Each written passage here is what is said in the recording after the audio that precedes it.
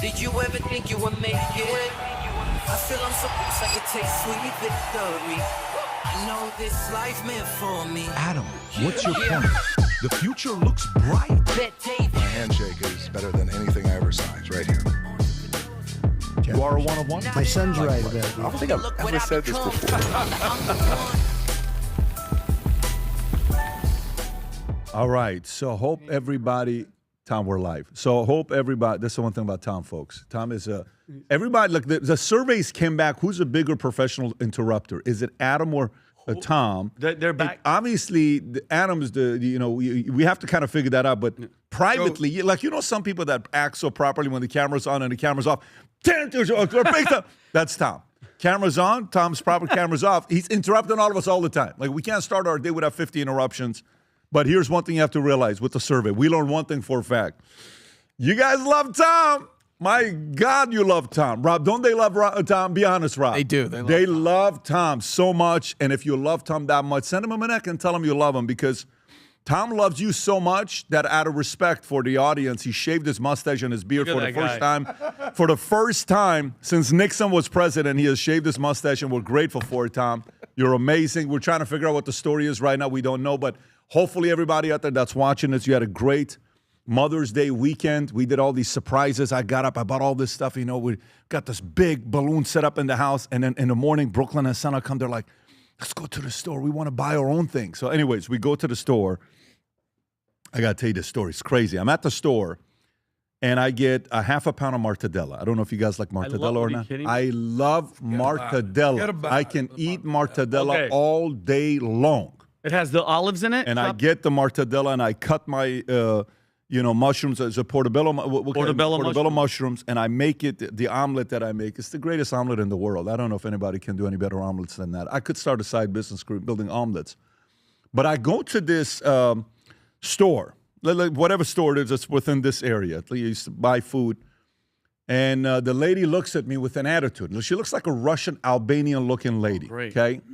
And probably in her early 50s. She looks at my shirt. I have a Future Looks Bright shirt on. She says, "You really believe that?" Oh. I said, "Yeah." "You really believe the future looks bright?" I said, "Absolutely." "You don't?" "No, I don't believe the future looks bright." I said, "Here's the problem." She says, "What's that?" I said, "Both of us are going to be right." She says, "What do you mean?"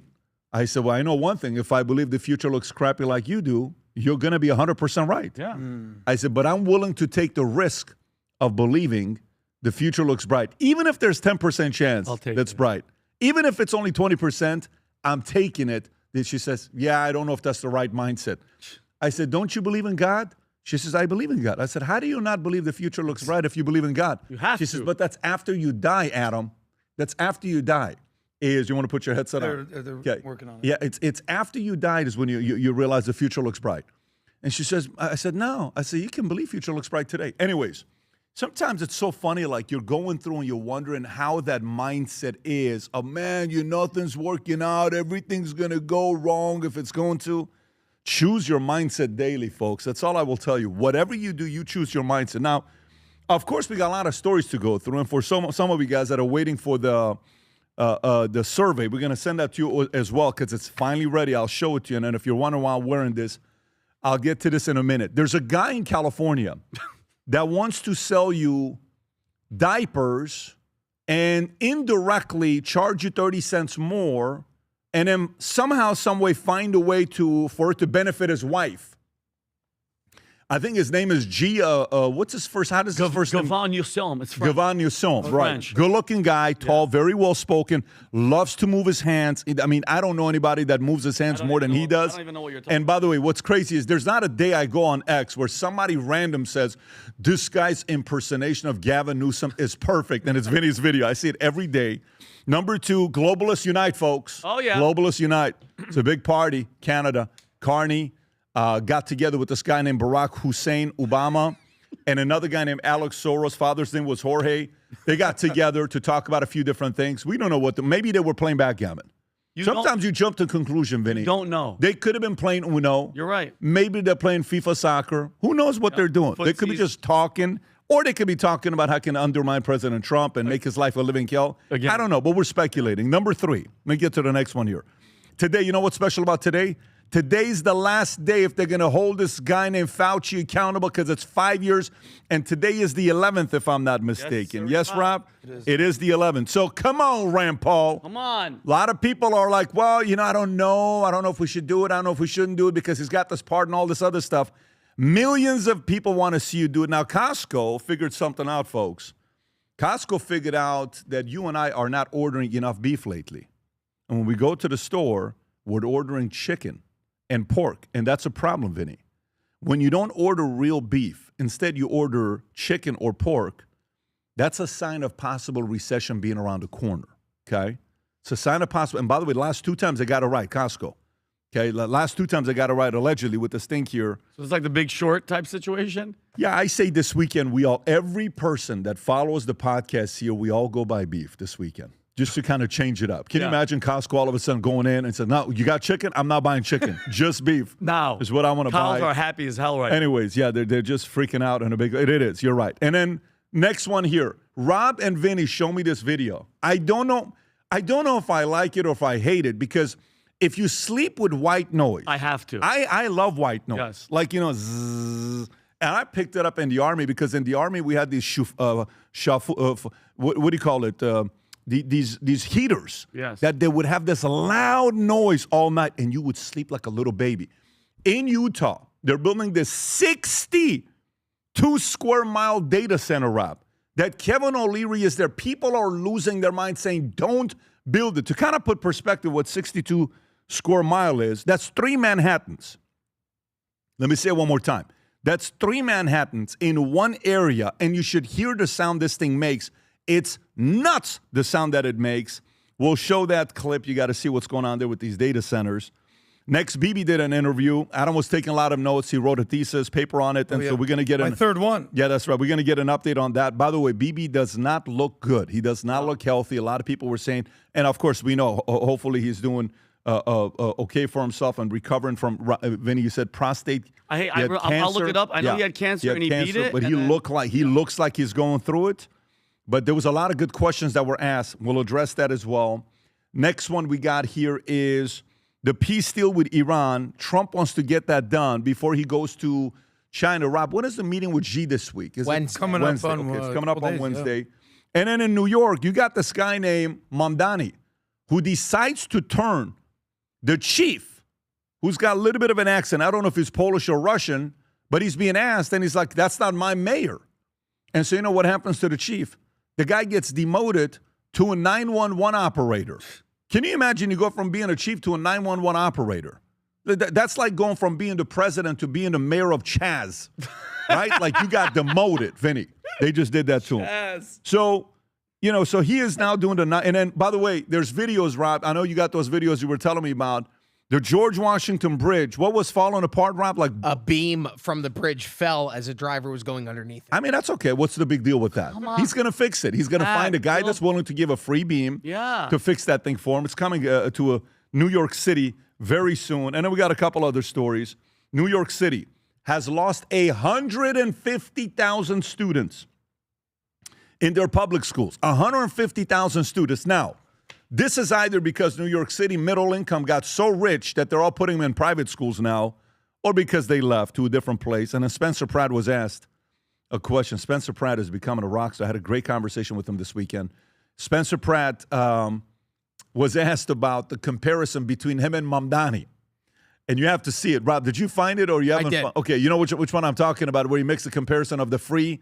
We'll show it to you. You're definitely going to love that one as we go through it. And then, of course, we got a couple other stories we're going to go through on what's going on. I don't like the Wemby getting kicked out with that elbow. He was having his Ron Artest moment. I don't like it. I know the score was still tight, 109-114 at the end. I'd like to see San Antonio Spurs win because I like Wemby. Wemby's a tough guy. And all these people that are bitching about SGA flopping and all this stuff, guess who he learned it from? LeBron James. So stop talking about SGA is flopping. His coach was Chris Paul and LeBron James, the greatest flopper of all time. How about them Knicks, though? Oh, my God, 144. What's going on with these guys? They swept the 76ers. Knicks. And by the way, and by the way, based on the survey, to bring this up, You know what I love about this? So we asked questions we shouldn't have asked, and some of you guys, you were brutally honest, and we appreciate you for it. We did that intentionally. Adam's very thankful for all of you guys with the report. Love you guys. Because it was very thorough. But one of the topics was how much you guys love us talking about sports. And you want us to spend 80% doing sports instead of anything else. I said, I was thinking about it. I said, no, I don't want to do it because we don't want to embarrass all the other sports shows.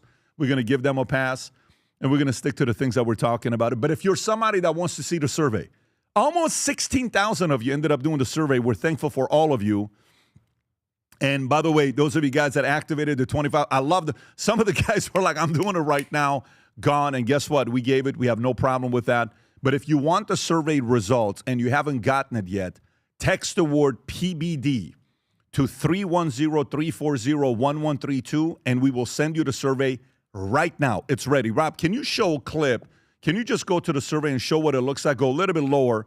I mean, it explains everything. Our audience, breakdown, percentage of Republicans, business owners. It's 7 pages. We can pause it right there. So if you want to see the whole breakdown of the survey that was done, text the word PBD to 310-340-1132. Again, text the word PBD to 310-340-1132 to get the entire report. And those of you guys that haven't activated your $25 gift card, it's in your email from Shopify. You can get that activated. And if you have somebody that served in the military, or if you are a veteran yourself in the military, I was in the Army, proud, 101st Airborne Division, Air Assault, 63 Bravo Charlie with a Hotel 8 qualification. Great time at Fort Campbell, Kentucky, Fort Jackson. Some great memories of me being in the military. Memorial Day is coming up next week, Rob. Is it 2 weeks from now? Yep. For those of you guys that want to sport, if you want to go to the site, Army gear that says future looks bright on the bottom of it with VT, or Army shirt, or Marine, or Air Force, or you have somebody in your family who watches the podcast, who believes the future looks bright, who has an optimistic personality, who believes things are going to fall in good place, go to VTmerch.com. Rob, let's put the link below for the veterans collection that you can go to. Pick yourself up. That's one of my favorite hats as well, that military. You see that camo hat with future looks bright? It's sick. If you're a vet, or if you have somebody in your family that's a vet, go to VTmerch.com, place your order. Vinny, I think you want to say something. Because the Memorial Day, I want people to understand, is the most important day because it's not about the barbecues and everything. It's for all the men, women, brothers, sisters, fathers that laid down their life. As much as people want to talk crap about this country and judge us, the people that served, that lost their lives, God bless them, God bless their families, because if it wasn't for them, you wouldn't be able to be here and complain and talk all the crap that you want to, and you'd be probably speaking a different accent of a different country. And I will proudly, even though my kids don't have to join the military, if any one of them chose to join the military, I will personally, proudly support them if they choose to go that route, because America is the greatest country in the world that gave me, an average guy, to have the life that I have today. Without that safety, security from our military vets, we wouldn't have what we have today. So thank you for all the people that served as well as your family members. So with that being said, let's get right into it. First story I want to get into. We got a lot of them to pick and choose from. Which one do we want to go with? Let me see this one here. Rob, why don't we go into the story when Mamdani and George, what happened with him and the sheriff? Let's pull up that clip. Let's start off with that first. So New York City, they call it used to be the greatest city in the world, okay? And then all of a sudden, this guy gets elected, socialist, communist, Islamist, whatever you want to call him, it is what it is. But here's the captain, okay, New York City captain. He's out there, he's being asked a couple questions about his mayor. And look what he says. And I will tell you what happens to this guy next, because Mamdani wasn't too happy about this. Go ahead, Rob. He's expendable. Like Mayor Zoran Mamdani, You don't like Mamdani, but he's your boss. No. You want a minute? He's your boss. He's like temporary. He's your boss. Is he your boss though? Is he your boss? He's your boss. He's an embarrassment. Exactly. He's what? He's an embarrassment. Embarrassment. Yo, you saying your mayor is an embarrassment? Not my mayor. He's not my mayor.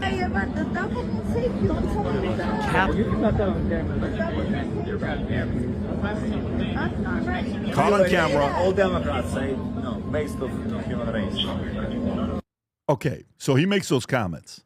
Now, you know the mayor sees it. Okay, is there the exchange with him and the sheriff, Rob? Him and the captain? No, I do have a news article or a news report from CBS News that talks about the fallout. Go for it. Go ahead. Captain James Wilson was front and center at a Bushwick protest on Saturday, where crowds gathered outside Wyckoff Medical Center in an attempt to stop ICE agents from arresting an immigrant who was a patient there. But it's not his policing that is being called into question. It's the comments he made about the mayor that were posted on social media. He's what? He's an embarrassment. Wilson didn't limit his comments to the mayor. He also went after Democrats, saying, All Democrats say, based of human race. And it is those comments that apparently led to a decision to remove him as second in command at the 9-4 precinct in Greenpoint. He was sent instead to work in a 911 call center in the Bronx. When I asked the mayor about the transfer, he took pains to say it wasn't his decision. Okay. I saw the video. I did not, however, have any involvement in that decision, nor did my city hall. That was my understanding is a decision that was made in accordance with NYPD's administrative guidelines. The NYPD issuing a statement saying of the captain, quote, his disciplinary process is ongoing. Department policy prohibits an officer while on duty from publicly expressing personal views regarding a political party. Okay, so, Vinny, thoughts? Okay, well, by the way, he is an embarrassment. Show me where the guy is lying. Okay, the Democrat thing, waste of human, whatever, whatever. You know how I feel about Democrats, but I thought these were the people screaming no kings. Every single 5 minutes, no kings, no king. Apparently, criticism is only allowed when it's aimed at conservatives, okay? But Pat, this is the problem with Democrats. They preach tolerance until somebody disagrees with them, and then the punishment starts. And by the way, he's being demoted. There goes his pay, and he's going to be out of the Bronx now. He's going to have to, the commute or whatever he has to do. But let's stop pretending. I don't believe Mamdani at all, period. Let's stop pretending like he gives a damn about law enforcement. He's built his entire, if you go back and watch all of his clips, trashing cops, defunding the police, pushing anti-police rhetoric. Crime is up, and I'm going to give you some stats. Remember, guys, a couple months ago, a knife-wielding psycho is about to stab somebody in an apartment. A cop comes in. He's rushing the cop, shoots the guy. The cop gets stabbed. Guess who Mamdani goes and visits in the hospital? The knife guy. Not the cop, okay? And I'm done with all this nonsense, Pat. Let's just, all the focus, I don't know. Of course it went to him. Of course he saw it. It's all about optics. And let's just throw this out there. New York police, NYPD crime transmit data over the last year in transit. Ready for this? Robberies up 18%, murders are up 300%, and misdemeanor assault is up 15%. Okay, this is politicians. When your time is spent just attacking cops and not backing them, that's what happens, and I don't believe them at all. With the subway is really, really that's what the top, 300% But here's what you get, Tom. I'm going to come to you. In return for that, as much as you're upset, Vinny, imagine having the luxury and the privilege of driving through George Washington Bridge and knowing you're learning how to weave and bob through these obstacles. These obstacles. Yeah. Because it's like playing Mario Kart on the freeway. Which I love. In New York City. It's a great video game. Rob, can you please play this highlight of not Super Mario Kart? This is actually George Washington Bridge, folks. Go ahead. Look at this. You're driving. What? Boom. Dude. But you got to be fast. But you got to be fast, He obviously Vinny. doesn't play Watch Mario. it one more time, folks. Oh, my God. I mean, this is like, boom, Dude. Like, imagine if that happens to you, you're with your wife and kids, and you're going to a nice dinner together. It's exciting, right? It's exciting having a mayor that takes care of the streets, and and you get that in return because we should give more free programs. You're right. Not fix the roads. No. Not get the construction permits to come out fast. Take your time with the construction permits. Tom, your thoughts on Mamdani's situation with what he did to the captain? Well, I have about three thoughts. The first thought is, look, no cop in any city should talk like that. You shouldn't. And by the way, it doesn't matter whether you're conservative or liberal. If you say, hey, the other side is a waste of a human race, you can expect to get demoted and fired. It's going to happen if you're conservative. It's going to happen if you're liberal. Now, that's just trying to level set. Everybody's going to yell at me. And I said, no, that's true. It doesn't, either side you're on.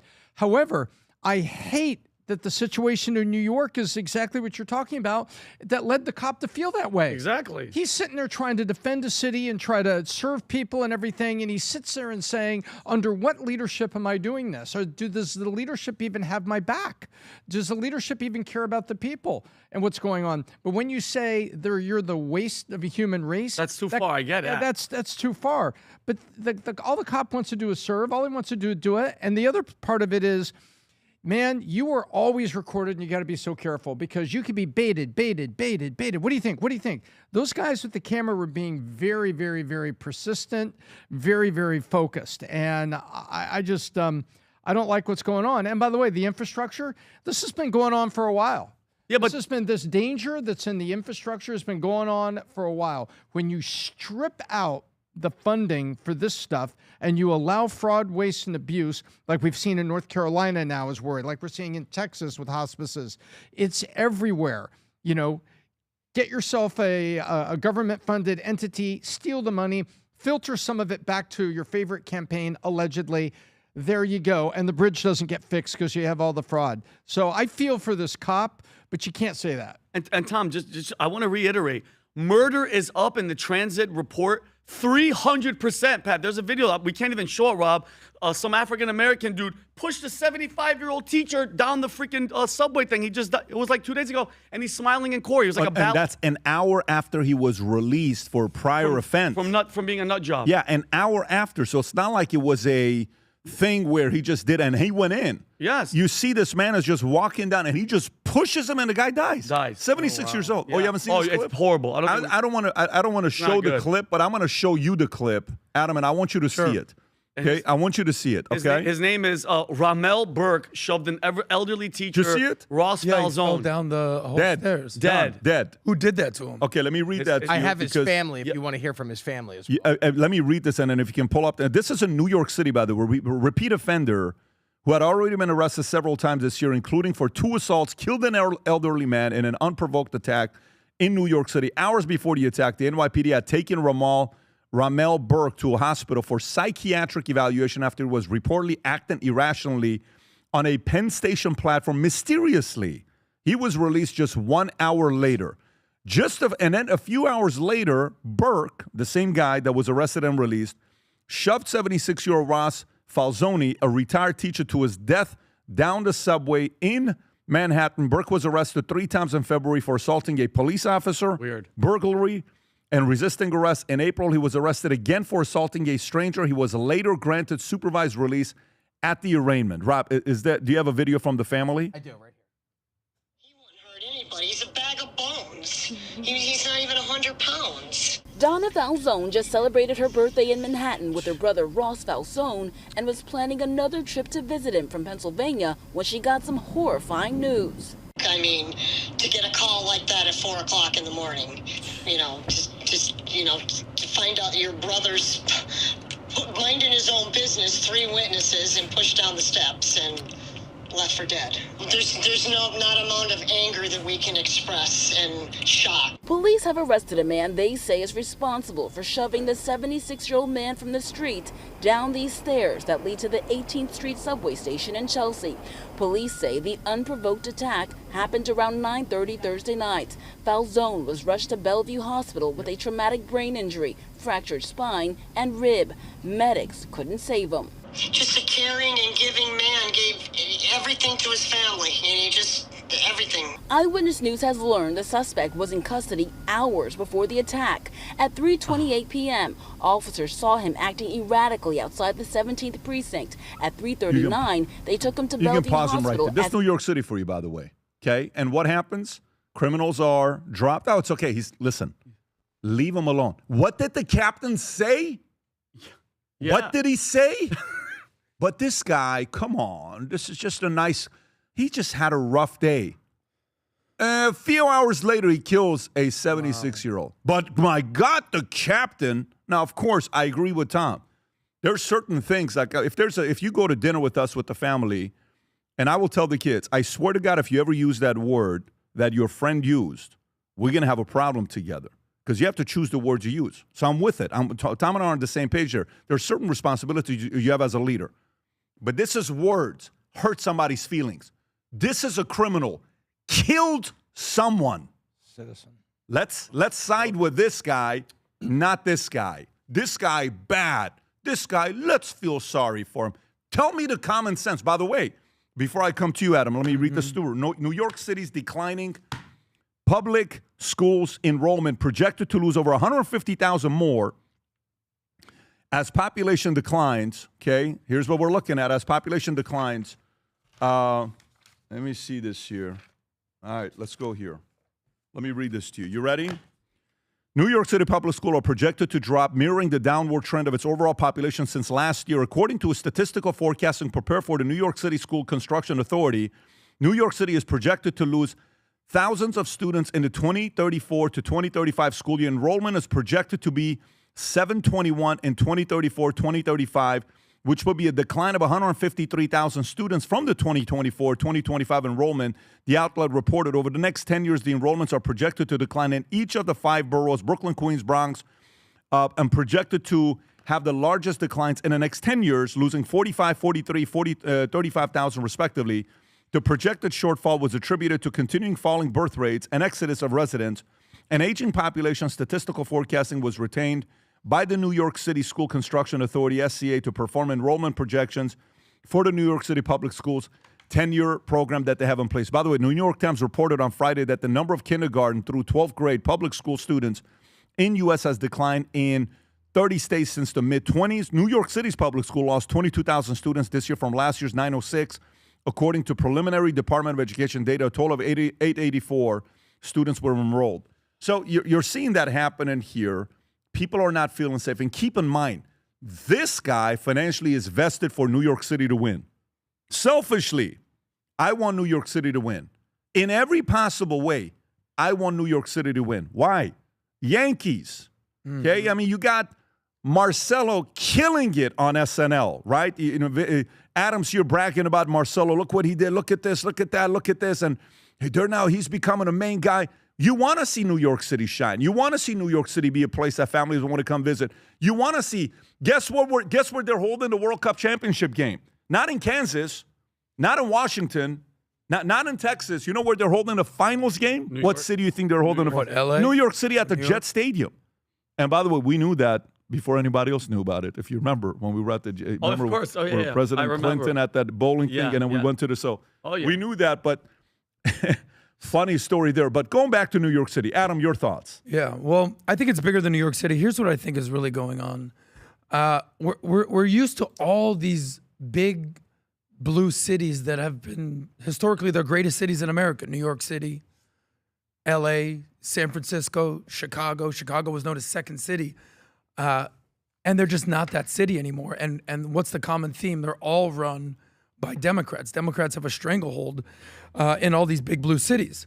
And you know what happens? You know, the Democratic Party, I don't recognize the party. They're no longer the party of FDR, of JFK, of Bill Clinton.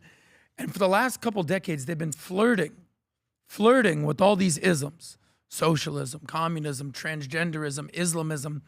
And the new woke left has combined them all, put them in a basket, and says, this is who we are now. And looking back at it, you could say it started with Obama, but Obama carried himself so like a diplomat. He almost he made it appear that he wasn't as radical as he is. Now we're hearing meetings of him meeting with Soros and all these types of people. But the Democratic establishment is no longer what it was. And it's sad to see. And now you have the Mamdanis of the world and the Gavin Newsoms of the world and the Karen Basses of the world, the AOCs of the world and the Ilhan Omars of the world. And that is the new face of the Democratic Party. And the one guy within the Democratic Party who's basically saying, guys, what are we doing? Is John Fetterman. And you can easily make the joke of like, of course, the one guy with brain damage has the most sense. But that's really what's going on here. And they're so obsessed with race. They're so antithetical to what MLK stood for. And at the end of the day, if you want to go there, they want to completely fundamentally transform what America is and Western civilization. And last part, if you look what happened in the UK this week, the Reform Party by Nigel Farage walloped everything that was going on there. All the wokeness, all the Keir Starmer, everything that was going on, all the migration, and the UK said, we've had enough. My question is, did it happen too late for them? Because I sure as hell don't think it's too late for America to come to its senses and eliminate this nonsense. But New York, just in general, they have their priorities crooked. completely crooked. And when you say defund the police, when you go visit the attacker, a knife-wielding attacker, Adam, think about it. You're a cop. You're laying in the hospital, same hospital, and the mayor is visiting the guy that stabbed you. Literally. Literally. How are you supposed to feel? And I agree with you guys 100%. You can't lump them. It's like Hillary's, basket of deplorables. You can't say that. Democrats already say they've been captured by something it's unrecognizable. They don't have no leaders. They have no nothing, and they don't have God. Not one of them I've ever heard praise God or talk about Jesus Christ. I'm not judging them. I'm just saying, is there one of you out there? Zero. And when you keep saying, I hate cops, defund cops, get rid of the cops, and then you have a cop going, yeah, I don't like the guy because he doesn't care about me. He's taking money away from me.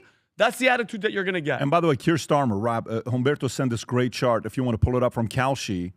Man, Calci's just doing such a great job. Like, it's becoming the place to go. They're awesome. As a predictive place. $7 million. Do you have the one with Keir Starmer, Rob? Yep. There's one with Keir Starmer showing the likelihood of him being out. Okay? And what is it right now, Rob? Before September 1st is now 59%. Is it 59? 59%. Yep. Correct. Before July 1st, 37%, and before June 1st, it's 16%. Wow. So, obviously, with Adam talking about what happened with UK, whether it's late or not, we don't know. We do know progress is being made.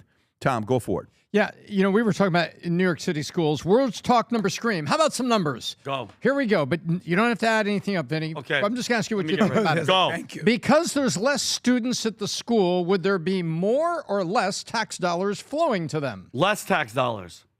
Wrong. New York has decided there's less students. So guess that doesn't matter. Doesn't matter. In most school districts, sets you up but even now, my head hurts. Give him he one leaves time. you worse than he found. Here we go. In most school districts, what is the amount of tax dollars that are available from the population usually matches the number of kids. Kids are part of the population. So the amount of tax dollars per child to fund the school is usually how it goes. In New York, they have gone from $31,100 per student 5 years ago to $42,000 a student now spending, which is higher than the national average. So guess what, Pat? You ready for this? Mm-hmm. They have not reduced the amount of spending on New York City schools, even though the number of kids are going down. Wait a minute, more spending per child. That must mean the grades are up. The teachers have more time to spend with fewer students. There's fewer students. They get more teacher attention. Let's go look. Here we go. Oh, no. High school graduation rate is at a 20-year low and had a 2-point drop from the previous year. It's gone down further. Now it's barely 81% of kids will graduate in New York City. Think about that, Pat. 1 in 5 kids in New York City will drop out. Boom, take it on the lam. Now then, but they said, wait, there's better scores for grades 3 per 8.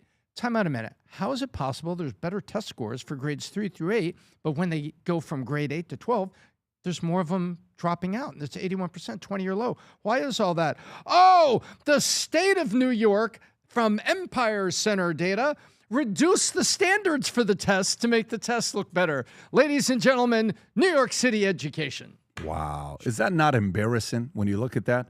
Is that not embarrassing when you look at that with the data on... You know what's the worst is when the data's not on your side, specifically in anything you do. When the number's not on your side, you're not happy. Let me get to this next story here, aside from New York City that we got going on. Next story I want to get to is another guy on the complete opposite side, okay?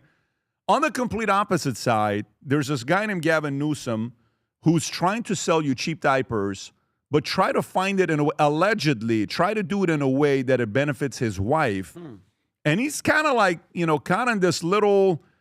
quagmire. I don't know what's the proper word to use here. That he's quagmire. Yeah. He's kind of and so he's trying to kind of maneuver. He's trying to what's the word? Dance. I don't know if it's spin. We can use dance. Turn himself into a pretzel. Trying to basically figure this thing out. Rob, do you have a clip on these diapers? Ricky Bobby, shake and bake. Yeah, shake and bake. That's shake the better and one. I like that. Shake and bake. So here's the shake and bake master from California, who is the current governor. He's hoping to become your president. He's hoping to become your president here very soon. Rob, go ahead and play this clip. I was so inspired when I was reading about these two remarkable people you see behind me. Rob, tell me he gets right into it because it's 2 minutes and 48 seconds. We're doing. The better. By the way, he said he was reading. I thought he was dyslexic. That's a good point, Tom. Very good point, Tommy. Do you want to play this one? Why don't you play the Steve Hilton clip first? Cool. Go for All it. right, so Gavin Newsom is taking $20 billion of your money to send 100,000 babies 400 diapers. That works out at 50 cents per diaper. We just came into Target to check out what you could buy it for in the store. Here you go, just check this one out here. $162, $26. That works out at 16 cents per diaper. Gavin Newsom's diapers are 3 times more expensive. This Why isn't is even that, Costco. Steve Hilton? Why is it 3 times more expensive for Tell Gavin us. Newsom to send diapers to 100,000 babies than just leaving the money in the bank accounts of the parents in the first place? Because We wanna it's know. going to some total bullshit non-profit, which cronies of his are going to make money, and that is what is wrong with California. Instead of just cutting taxes so you can afford diapers and sending it out in this ridiculous bureaucratic scheme. Vinny, what else do we know about these diapers? Okay. Who's benefiting from this? Well, thank you for asking, Pat. So like he said, 100,000 babies, 400 diapers. How about this? Just cut the taxes. Send people the money directly. Like, don't play this nonsense. IRS filings show Jennifer Siebel Newsom paid herself and her company. The first lady of Oh, California? yeah, that's her, Tom. The pro-abortion, cutting people, loving to kill babies. She paid herself and her company $3.9 million from her so-called gender justice charity. About $1.8 million went to her salary, and another $2.1 million went to her profit film company making documentaries pushing into California public schools. And by the way, honestly, Tom, is anyone surprised? Are any of you at home listening to this surprised? It's Gavin Newsom. It's like being shocked that a raccoon stole your garbage. That's what he's supposed to do. That's what they're supposed to do. All right? And everybody, it's just, Pat, he just exudes this fake identity, okay? And it's just driving me crazy because that's the model. Everything is optics. Everything is branding. Everything sounds compassionate until you follow the money. And when you follow the money and they act like they care, it's cheaper at Costco. They're BSing you, and it always comes out, and he's always angry, and it's always Trump, and it's always Trump. No wonder why California is failing. No wonder why. And by the way, the guy that runs that is also a donor. So the money goes to him, and then we look at his federal FEC filings, Federal Election Committee, and to see where he filed, he was actually donating to the Newsom campaign, donating lots of money to Dems, and it's like, what? So this is the circle of life. This is the same thing we've been hearing about. And diapers, I love that Steve Hilton walked into a regular Target to just point out, here's the price right here, because words talk, numbers scream, and I love that they put that number in front of them. You know, it's interesting. I was a dad, a brand new dad once, and buying diapers is difficult. So I walked down the aisle, and there's one diaper pack said up to 12 pounds. I got home and then Kim said, no, that's the weight of the child. I'm like, gosh, you only need a couple of those and you got all summer covered. Well, Adam, look, we can go on and on what's going on in New York City. We can go on and on what's going on in California. Right now, it's working to an extent. Why? Because they have the greatest distraction that any super liberal person could possibly ask for, or super liberal government could ask for. And what's that distraction? It's Trump. While Trump is there, they always can double down on, but Trump, he's a fascist, he's a king, he's this. They're always going to have that excuse. My question is, what's going to happen to these states when they no longer have the Trump scapegoat? When Trump is no longer here, and we all, I think, agree for the most part, Trump is doing a great job in his second term, certainly better than his first. What's going to happen to these big blue liberal cities when they no longer have Trump to blame? So it kind of, in a weird way, not to go off topic, reminds me of what a lot of the Middle Eastern autocrats and dictators in Iran do regarding Israel. Don't worry about what we're doing to our own people. Don't worry about our terrorism. Don't worry about everything that we're doing wrong, subjugating our own people, but Israel. It's a great excuse. Unfortunately, it's kind of like with the Abraham Accords, it's sort of being subdued a little bit in the Middle East. Now you have a lot of people basically being like, well, it's kind of really Iran that's the problem. At the end of the day, when Trump leaves office, these big blue cities are going to have to take a long, hard look in the mirror, especially their people, and be like, it's not even Trump anymore. It's our leadership. And the question is, are they going to hold him accountable and vote in people who are going to go against the grain? That's why everybody's rooting for people like Steve Hilton, for people like Spencer Pratt, because they're not the typical leftist stooges that are just going to go along with what they've always done. But think about it. If they win, they're good. But whoever wins on the Republican side, they're going to tie them to Trump. If it's Rubio or Vance or one of the top, you know what they're going to say? Oh, he's such a Trump. Trump's telling him. And by the way, that'll work to a certain extent. Now watch this. When he's asked about the leading candidate for governor in California, This is his reaction, Rob. Can you play this? Go for it. Oh boy, that's see, Daniel left right at the right time. Unbelievable. That's good. I used to do that too as mayor. That's so above. I really have. I mean, cannot tell you how. I just haven't focused on that. Yeah. I think I'm going to see Speaker Pelosi though shortly. Maybe she'll She's not the speaker. fill me in on an update on the race. We'll be at. It's kind of weird, right? It's kind of weird. It's like he's mumbling at a cocktail party. Yeah, it's kind of weird. It's a basic question. Do you endorse the guy or not? So maybe they're holding off to do that at a big event and all this other stuff to have a spectacle and different kind of a showing. But while this is going on in California, there's a guy again, Spencer Pratt, rock star, right? Rock star, doing great things. And his focus is like, look, this isn't about Republican and Democratic policies. It's just common sense. I want to clean up the streets of L.A. That's what he wants to do, right? And so he's out there being asked questions about the comparison of him and Mamdani. So the guy on the bottom actually asks a good question. A lot of people compare you and Mamdani because both of you guys are not politically, not ideology, but you guys are very good on camera, social media. And Pratt's answer was phenomenal. Go ahead, Rob. Mamdani, in the sense, I mean, your politics are obviously very, very, very different, but in the sense that you've really harnessed the power of social media to get your message out. What do you think of that comparison? You know, the one thing I connect with is I know he promised his voters, like, the subway will be free. And I'm promising my voters the metro buses, the metro trains, they will be free from urine, feces, stabbing, attacks. So that's kind of similar. We both have free things for public transportation. But, you know, I think he connected with people because they felt like change. They wanted change. Yep. That message would never connect here because we've already been doing the socialist experiment pretty much for 6+ years, and it's failed here in Los Angeles. Right. So I think my message is why it's resonating on social media is it's the truth. It's authentic. It's from my heart. I didn't want to be a politician. I'm standing in what happened because of failed politicians. That's why I'm here. I don't want to be. I want to go in and change Rob, LA so that where he's asked also, and then Adam, I'm going to come to you. The clip where he's asked about, 20 years ago, is this it? Yep. Guys, you have this. He has a lot of moments, okay? And by the way, if you go watch some of his old clips, he was used to being in fights all the time on camera. So he's accustomed to the market talking smack about him. I can't believe he's a jerk. He's a this, he's a that. He's used to being a poker, right?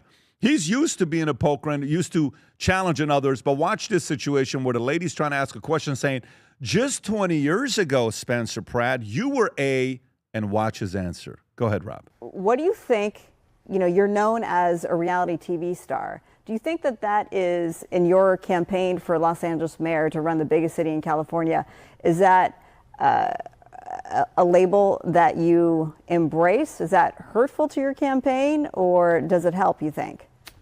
I mean, the reality, pun intended, is that was from 20 years ago. And if we look at what Karen Bass was doing 20 years ago, she was in Cuba learning how to make bombs with the people that would then go bomb Capitol Hill. So if we're looking at backgrounds, I'm pretty proud of what I was doing at 20 on reality television, even though it was. By the way, go back 5 seconds. Do me a favor, go back and just look at her smile. Tell me if you recognize. Pause it. Just look at her lips and tell me if you recognize that smile and what that smile. Can you zoom in on her smile, please? Rob, are we able to do that or no? Yeah, hold on. Oh, man, if you can zoom in on that smile, Rob is a magician. He's going to find a way. Can you zoom in on the video? Yeah, the video. You can do it. Okay, just watch it. Watch this. Go ahead, Rob. Go ahead. I'm pretty proud of what I was doing at 20 on reality television, even though it was, I may not have been the most likable character. It was still TV versus trying to destroy America and going to Cuba 20 times and praising Fidel Castro. She didn't like that answer. Against my opponent, my background's at least pretty strong. that beautiful blouse got a lot of recognition because it's actually nice. It's a nice blue and white that you have there. But, it's a great point, right? What he's sitting there saying, 20 years ago, I'm on reality TV. The other one was making bombs, learning how to make bombs in Cuba. Big difference. Adam, thoughts? Well, look, do you have that attack ad that the Democrat establishment put out on Spencer Pratt? I think this sort of sums up exactly what's going on. He said he will never go back and do anything with CBS. I don't know if you saw his beef with CBS. He's talking about a labor ad. Oh, I know. Okay. I know both of them. But this week, they've been trying to attack him in a big way. Well, ultimately, and I'll just set it up for this, Do you have that, Everything Rob? that he's saying is complete common sense. Where, he basically said, he wants to give everything free, Mamdani, free groceries, free buses. I want free as well. Free of stabbings, free of urine, free of homelessness. Look at this attack ad where they try to paint him as some MAGA extremist when every single thing is just absolute common sense. Go ahead, check this out. Republican Spencer Pratt is the last thing Los Angeles needs for mayor. Pratt opposes using taxpayer money to build brand new houses for our unhoused neighbors, saying it's time for the homeless to get help or get out. Pratt thinks LA needs thousands more police officers rather than more social workers, and Republican Spencer Pratt thinks public employee unions should have less power, not more. LA is on the right track and needs to stay the course. Vote no on Republican Spencer Pratt. Does anybody think that LA is on the right track? Let's just be real here. Let's just be unbiased. It's unbelievable. You see what's going on. You talk words talk number scream. Rob, do you have the voting with their feet picture that I sent you? Oh, yeah. Because we've seen this before. Nobody is moving to California, very hardly. Here's the numbers. You've talked about words talk number scream, voting with your feet in your pocketbook. Look at these numbers right here. All the money, it says B, but that's really trillion, $2 trillion in wealth has gone to Florida, Texas, Arizona, and the Carolinas, where he has almost $2 trillion of wealth that has left, if you scroll down to the bottom right, left the big three woke states, which is California, New York, and Illinois. All Spencer Pratt is doing is be completely normal. And then the establishment wants to attack him and say, this guy defends the police. What's wrong with him? This guy thinks unions are too strong. Insane. This guy wants to treat our unhoused neighbors as if they're creating problems. He wants to clean up the city, and they're villainizing him for it. We're rooting for Spencer. And Pat, this reminds me of in the movie Dune, where the son is like questioning if he wants to be, he step up into the role, and the father Duke tells his son Timothy Chalamet, his name is Paul Chalamet, whatever.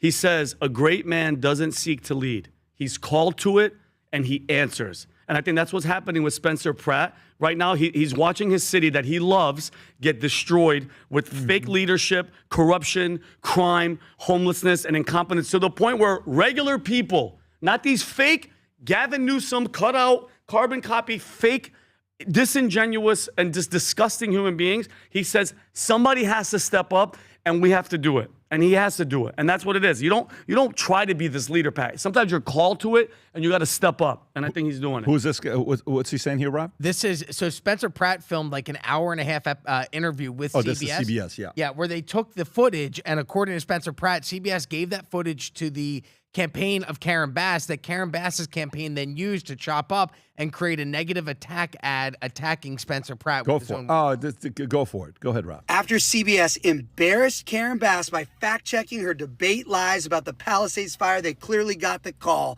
CBS filmed with me on my burnt-out lot for over an hour talking about crime, housing, affordability, things that voters care about. And they turned it over to Karen Bass's PR team to edit it into a comical 5-minute hit piece with clips from the hills. They can't beat my ideas. They can't beat me in the debates, so they got to try to turn my campaign into a sideshow. People are done with these skeezy political tricks, and I'm done with CBS. But it might be the local. It's got to be a local. Definitely local. Voters deserve to hear from their next mayor. There you go. Yeah, CBS. This is a different CBS for them to do. CBS affiliate. Yeah. So there you go. Listen, for those of you guys that are in LA and you want to see a change, whatever you do, this is the part where it's not just talking. Go help. Go knock on doors. You want things to change? It's going to require everybody's effort. Go talk to people. Go support them. If you want to see somebody like this come in instead of a Karen Bass, this is the part that people in LA, if you want change, you got to do your part. Yep. There's only so much he can do. There's only so much everybody else can do. Well, individually, people got to go out there knocking on doors, talking to people, and getting them to say, why don't we just give this guy a chance one time? Why don't we just give this guy a chance one time and see what happens? Adam. Just to add one little addition. What they did was they put out a 4-minute highlight reel sort of endorsing Karen Bass, essentially what it was. He called them out on their BS, and then 24 hours later, they released the entire 28-minute interview. Some say it's a little too late, but these are the little tricks of what's going on there to try to basically keep the Democratic. And this is how long left? 3 weeks left? June 2nd it is, right? Unless it goes on a runoff till what, November or something like that, Tom? Yep. top two will go on a runoff in the November election, the same time they're electing a governor, unless someone on June 2nd gets 50.001. Yeah, exactly. And I don't know if you would pull up the couch. That's why they're saying she's got to drop out. Democrats are begging the socialists to drop out, and she hasn't yet. And there's allegations, and if you read on Reddit, you can find these. These were not in mainstream media, but what's being floated and discussed on Reddit is that they are offering, allegedly, there are forces offering Nithya Ram and say, hey, look, we'll pay you, we'll give you this money, and then you can go take care of your donors. Go next time, but get out of the way. Because she'll probably do it. I don't know if you. If that happens, but if that happens, remember that you know what that means. It means the rumors and stuff that are on Reddit and other places. Some of those rumors are true. If that's what happens, I agree. And that would kill me. Do you think those rumors are true? Look what they did to Bernie Sanders and. Do you think those rumors are true? I think those conversations are being had. For sure. Damn straight they're being had. Of course they are. Yeah. Go ahead. They didn't have him in New York. We know what happened with that. They had him in situation. South Carolina with Hillary Clinton. Yeah, but and Bernie wouldn't move, so they stuck. screwed him. Yeah, that's right. If you could just go to the Kalshi thing, I know it's not exactly. It's more odds than but she's at 48%. Down from 51 over the past weekend. So just break down what this is real quick. But that's 17, Tom. That 17 goes to her, not to him. More than likely, yes. 80% that 17 goes to her, not to him. This is the uphill battle she's for even Spencer more, Pratt. probably 95%. Because I agree. She's the freak. Crazy. Can I ask a question? What is the Karen Bass pitch? What are they running on? What is she saying for people to go, you know what, I'm on board? Your resume is abysmal. What the hell? How is it just that brainwash of following Democrats? A lot of it is identity politics, That's and insane. he's perceived as a white Republican give me a man, break. even though it's not. Yeah, well, guess what? If that's your mentality, you got to break your. That is the modern left. It's insane. That's what's going on here. Vinny, city Karen sucks. Bass is like Nithya Raman is like regular Coke, and socialism, and Karen Bass is, Diet Coke. Not Basque, Tom. Bass. Well, I'm saying technically, Bass. according to Spencer Pratt, it's basura. Yeah.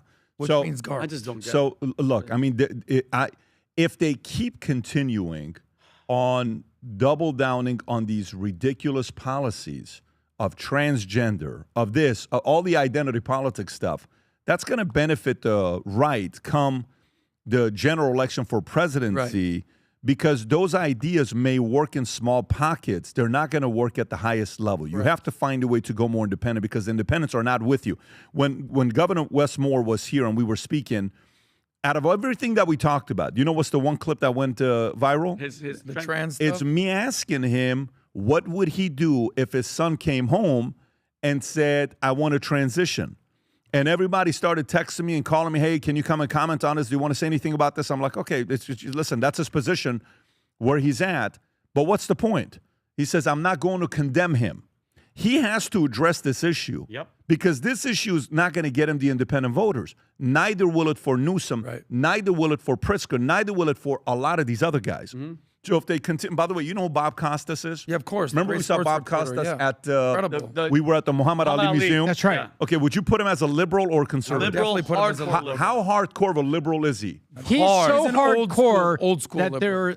there are stories of him getting into it with coworkers. There's a story with him that there was another a Wall Street guy that lived in the same building. They ended up in a screaming match in a lobby. You dig deep enough, this guy is a hardcore liberal that has a big temper for a guy who's supposed on camera looks very smooth. As hardcore as he is. He's also common sense. As hardcore as he is, which I agree with you, as hardcore as he is, this is the part that liberals simply don't want to touch.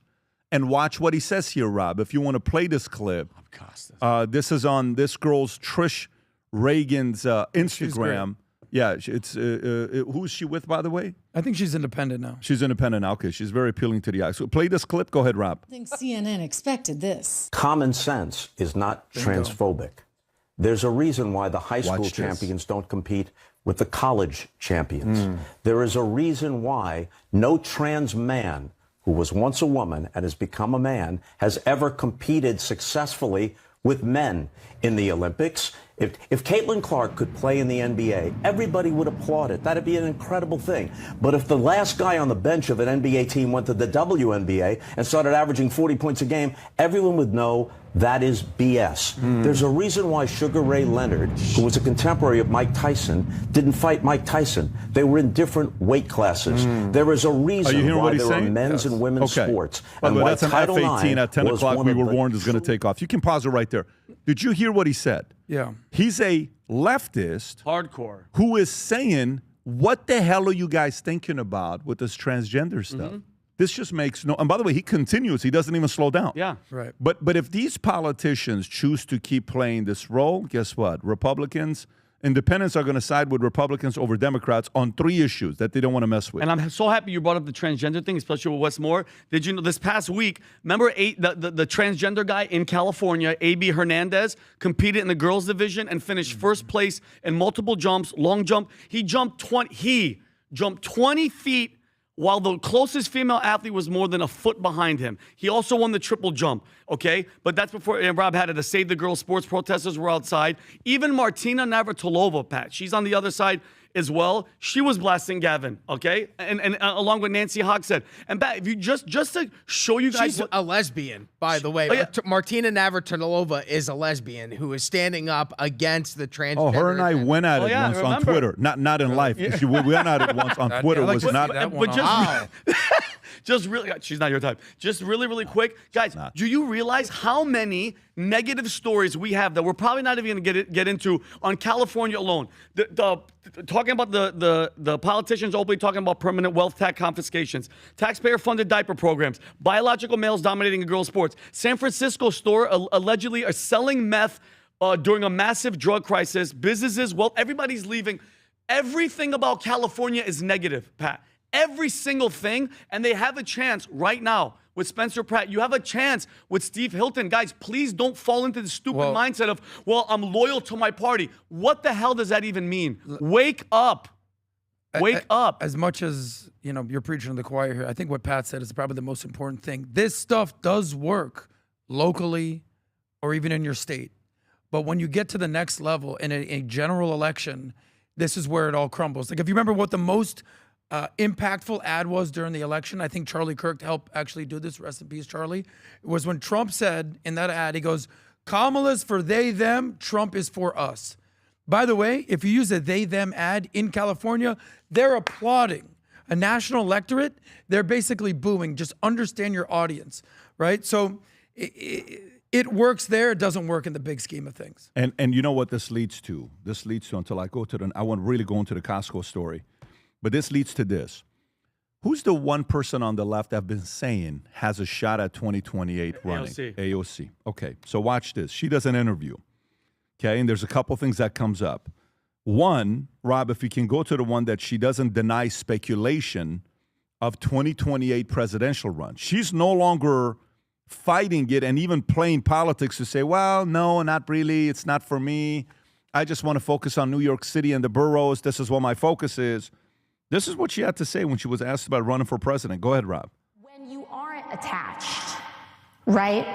When you haven't been fantasizing about being this or that since the time you were 7 years old, it is tremendously liberating because I get to wake up every day and say, how am I going to meet the moment? And conditions change radically all the time. So I make my response less to an attachment to some positional, title or position and working backwards from there. But I make decisions by waking up in the morning, looking out the window and observing the conditions of this country and saying what move or what decision can I make today that is going to get us closer to that future, stronger, faster, better than yesterday. Oh my God, she dances around the question pretty much the entire 3 minutes. I think I just got dumb. They assume, this is what she said, they assume that my ambition is a title or a seat, and my ambition is way bigger than that. My ambition is to change this country. Presidents come and go, elected officials come and go, but single-payer health care is forever. She continues, and she told Axelrod that she tailors her political ambitions to meet the moment. Conditions change radically all the time, so I make my response less to an attachment, personal title case.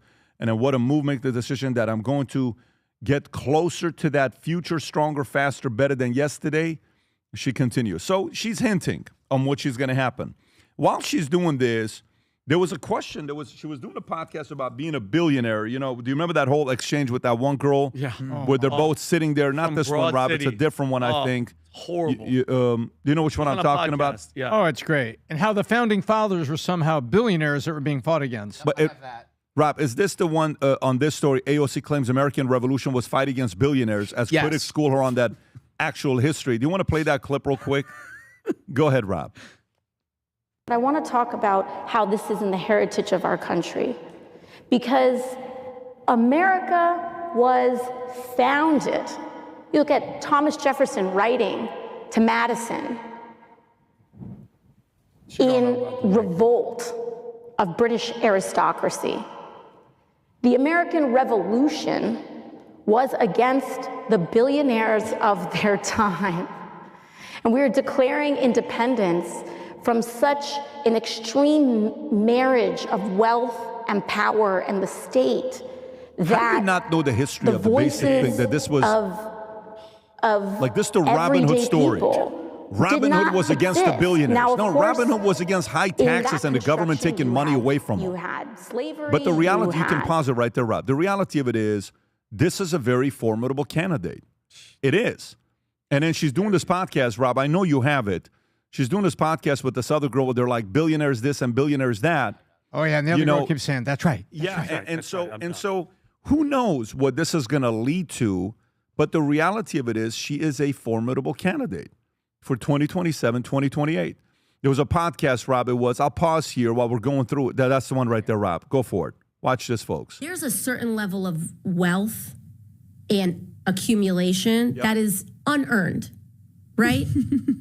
You can't earn She'll love her laugh. $1 billion. That's right. You just can't earn that. That's exactly correct. You can right. get market power. You can break rules. You can do all sorts of things. You can abuse labor laws. Yep. You can pay people less than what they're worth. Yep. But you can't earn that, right? That's and right. so That's so right. you have to create a myth that since you didn't earn that, you have to create a myth of earning it. There's a certain level of... Tom, I'm going to come to you first with AOC. Go ahead. Look, this is an incredibly formidable candidate. I could sit here and pick on her and play, you know, ding dong bingo, right? A6, B6, you know, C22, D19, bingo, we have a winner, and pick on it that way, but I'm not going to. What I'm going to point out, what I'm going to point out, this is the most skillful communicator, because there are people in there, you look at that clip there, there are people out there that were listening to That's Right that feel the same way because they're destitute or because they're struggling or because something's wrong in their life. And they believe that that voice is representing a solution and a way out and somehow cares for them. They don't understand that there's no spreadsheet behind what she's saying, meaning that there's no budget or there's no long-term corrective fix in what she's saying. But people are listening to this very formidable communicator, this very telegenic person, this person that presents herself female, ethnic, and all the things that go with it, which are things that we should be celebrating in America about the diversity of everywhere we are. And it's diversity of people, but then merit on achievement. And instead, she sits there and she does like this. And what worries me, Pat, is that is a really formidable candidate. I'm going to make a comparison. Everybody's going to attack me. But remember, go through history. It says, forget about World War II and what he did. Mussolini came to power promising to make the trains run on time, among other things. Now, forget all the other allies and everything he had. But think about that simple promise he was trying to make to the Italian people at the time. Hey, man, things are so bad. I'll tell you the truth, we'll start simple. I'll make the trains run on time. And that's who she is in this telegenic, absolutely amazing campaigner that I think people should be joking about less and figuring out how to counter her and the people that are listening to her more. I'm not buying it, man. I understand why people make the argument that she's a formidable competitor. I understand. So, you know, she's very big on social media. For a politician, she's a 10, but in real life, she's a 6. I mean, not to go down that path. They look at her like she's some incredible person because she's more attractive than all the other politicians. But what are her policies? What does she stand for? She's living in the wokest leftist district in Brooklyn. She's underqualified. She's unprepared. And if she gets on a debate stage versus a Marco Rubio, are you kidding me? Are you kidding me? Talk about being qualified. Again, I get why people want to play that game. But regarding the billionaires, I'm so sick of this. You remember when you did the debate in Jubilee and you had to make your, you said, my assertion is the following. And you said billionaires are great for society. And then you went through the societies that have the most billionaires and the societies that have the least billionaires. And if you just look at the math here, it's not even close. United States here, obviously China's second, which uses capitalism and then has communism to basically spread the wealth. But if you look at a map of South Korea versus North Korea, I mean, like the conversation's over. Why?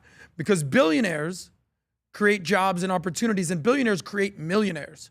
And then millionaires, they create jobs and opportunities. They create thousandaires.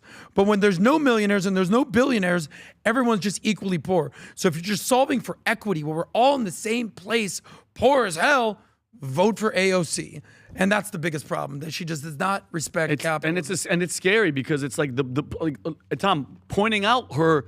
You know, she's not stupid, but she's not the brightest person in the room. When she's like, you know what, we're all going to the world's going to end if we don't change climate change in what? Right. What was it, 6 years or whatever? Well, Bernie Sanders said that, and I tweeted this weekend, I said, you know, we're all dead. Yeah, no, you're right. We're supposed to be dead. But and I understand the fact that she's formidable in the sense of the social media, and she's out there and she's attractive and she's that person. But again, the policies that these people want, it has never worked. It never worked. This socialist, communist attitude.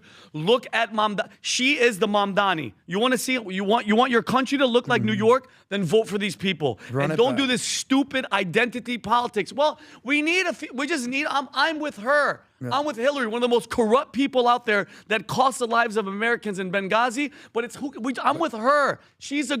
Who cares? Compared to Hillary, I mean, look, no, she's AOC makes Kamala Harris look like a genius. She makes Hillary Clinton look like Albert Einstein. Yeah, like there's different levels to this. Okay, but by the way, if you notice, what did she say? What reference did she say? The American Revolution is the king. Whose name did she use? Jefferson. She used Jefferson and Madison. So when's the last time you've heard her use phrase Jefferson to try to teach us history? When's the last time you've seen it? I've never heard her say Okay, but why do you think you're hearing it?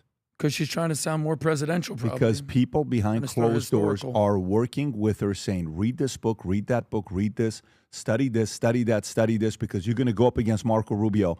This was a great glimpse of somebody who is prepping to run for president, and they're learning history, okay? Prepping.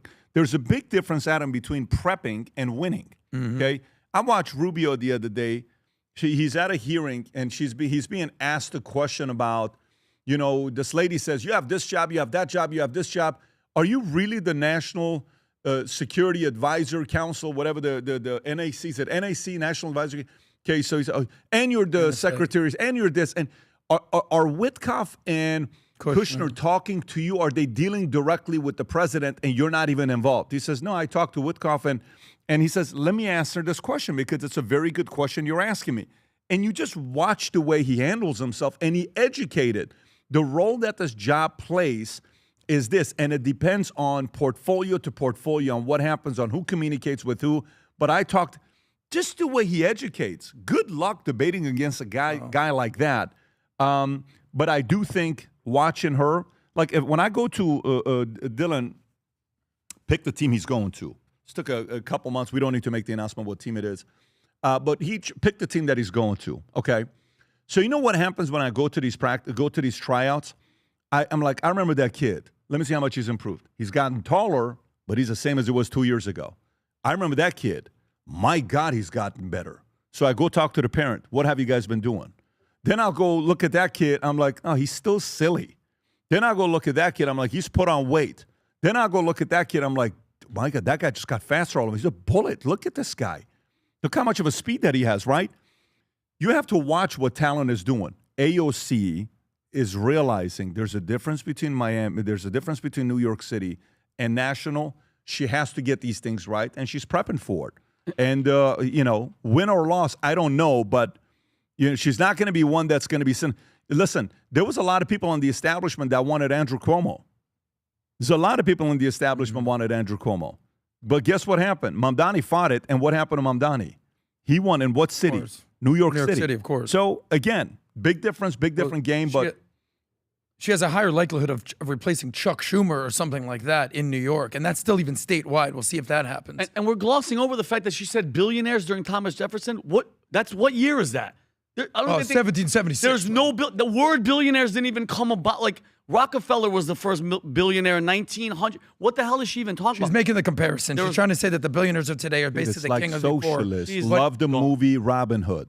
Yeah. Always remember, what was the movie Robin Hood about? Was it taken from the wealthy and giving it to the poor? No, it was not. It was Robin Hood. Who was the king in Robin Hood? King George. And what would he do? Well, it was a feudal system. They would basically tax the people and basically not about they'd have the wealthy. to do anything. Exactly. It was not about the wealthy. It was about the government overtaxing people. Correct. Actually, that is about socialism and high taxation and what it does in a government tries to keep the promises and they don't. It's got nothing to do with millionaires and billionaires. You're absolutely right. It's a bunch of bullshit. You're absolutely right. Yeah, when you watch... Because they had all the money. The king had all the money. He was the government had the power. It's like, no, give it to the people. It wasn't like they were stealing from the Bezos and the Musk of the world. They were stealing from the government. Let's go to the next one. Let's go to the next story. That's why Dems are trying to revise history in those books that we give the kids in school. Let's go to Costco. Rob, Costco. I know it's not in one of the stories that we have, but Costco's coming out predicting recessions around the corner. And the reason why they're predicting recessions around the corner is based on one buying habit that you and I have. And you know what the buying habit is? Let me read it to you.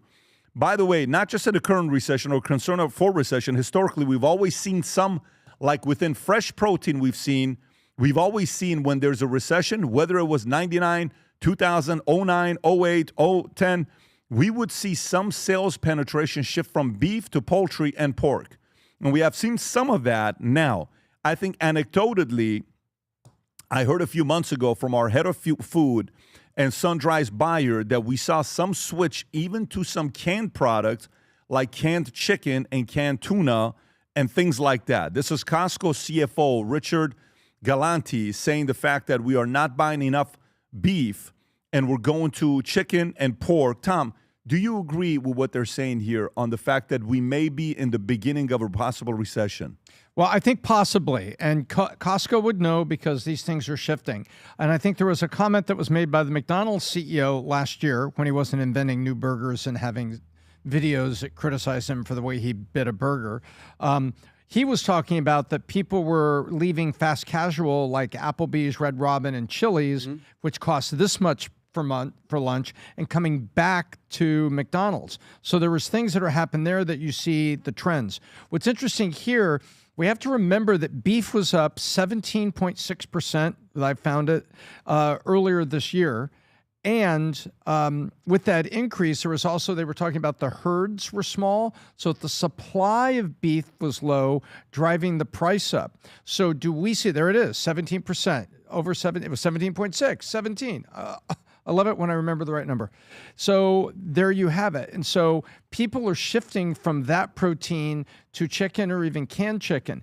Now, could two things be true at once, Pat? I think there are. Beef was up. Cost of buying groceries was up. People shift to chicken, lower cost, A. And B, right now, the cumulative impact of the long-term Biden inflation and the fact that wages have not kept pace, the right even or even a little lower than CPI, means that people are struggling and they're looking, especially when you look at fuel, and maybe looking to conserve the home budget. I think both can be possible, but beef was already expensive with seeing a little shift away since the beginning of the year. Adam. Well, there's no economic data that says that the recession has. What's the technical definition of a recession is 2 consecutive quarters of negative GDP. Which I don't think we've even had one. Unless you're under Biden, then it's... But yeah, they reword it during the I will moment. say you can always pick out sample sizes like this. There is something, earmuffs, called the stripper index. You familiar with this? The stripper index is basically saying that if you piqued your interest, buddy, it's all about discretionary income. It's before the market and the number and the data, before the toms show up and be like, beep, beep, beep. it affects regular people. You're the numbers guy. So the party money, the fun money, the discretionary money, the stripper money, the make it rain money, when strippers are like, yeah, I only made $100 tonight or $50 tonight. But yeah, 6 months ago, dude, I took $1,000 home. All right. Something's When the wrong. strippers start feeling it, Yeah. that's a problem. Because men, we're stupid with our money a lot of times, right? Women are spending their money on makeup and doing things like that. Men have discretionary money, bars, clubs, strippers, whatever, this thing.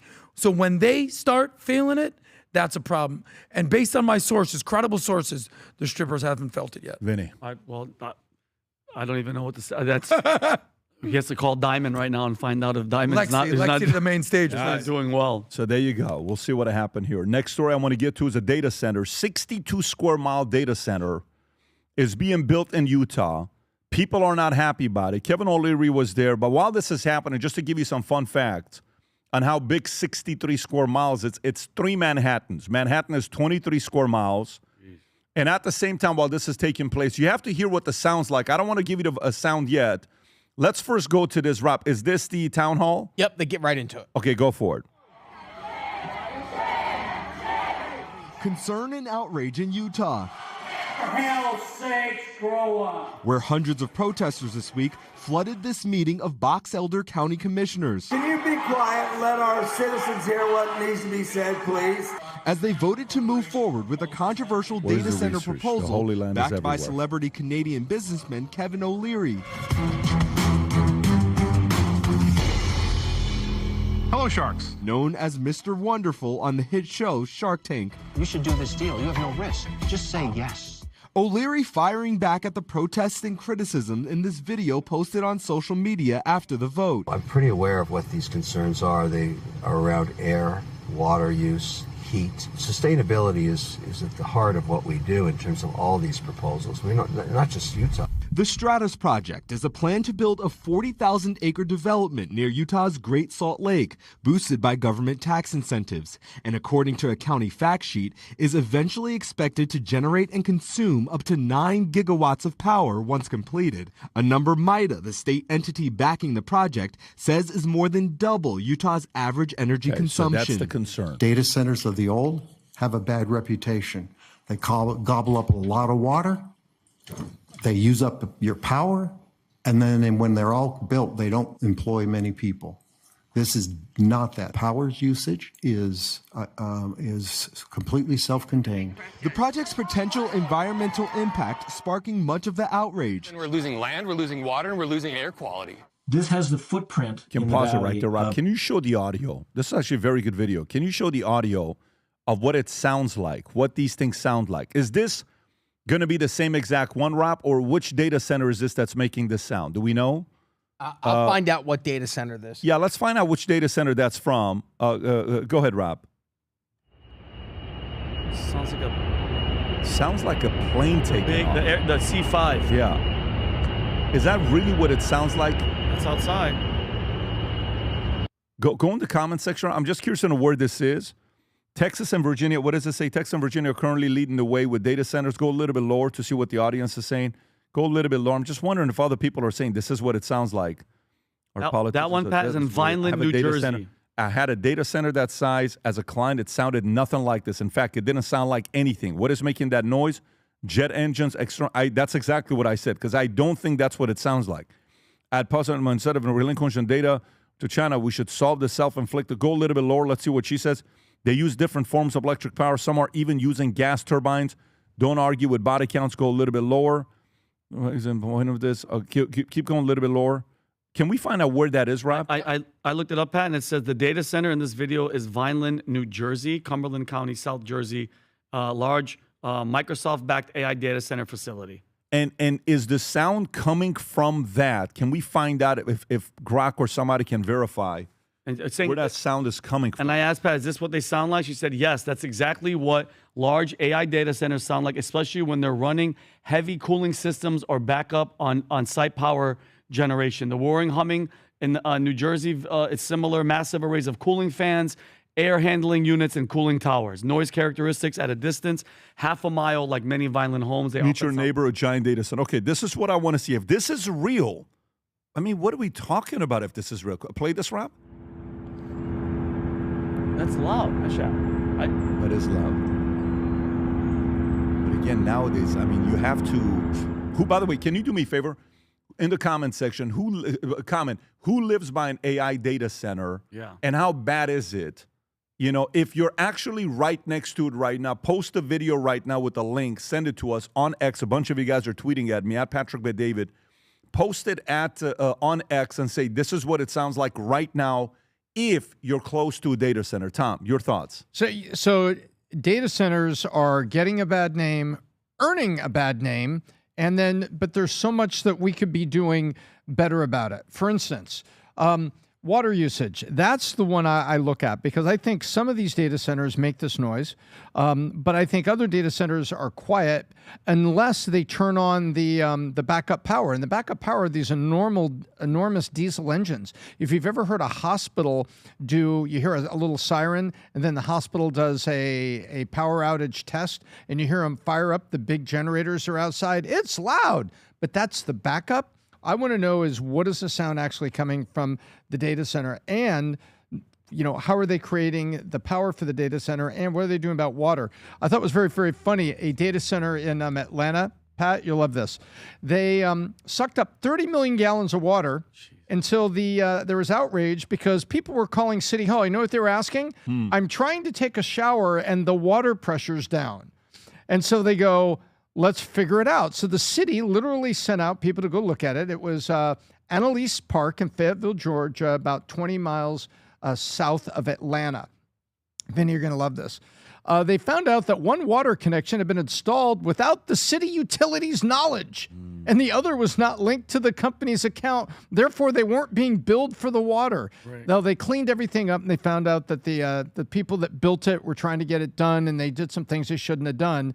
And so Quality Technology Services paid back Atlanta $150,000 for the water, and they got it all back together. But the point is, the usage of water, I think, is bigger because power, if they'll just force them to make, and this is what I keep saying, Mr. President, get the nuclear power permits out so they could put a Gen 5 small reactor at the data center to provide power for the data center. And then if you have a local problem like tornadoes or power grid goes down in some areas, you reduce the power, you brown out the data center, and you switch it so that the nuclear reactor sends the power to the grid. Now, the water side of this is a big issue. It's like, where's the water going to come from, and how do we recycle it? Because they need all the cooling stuff.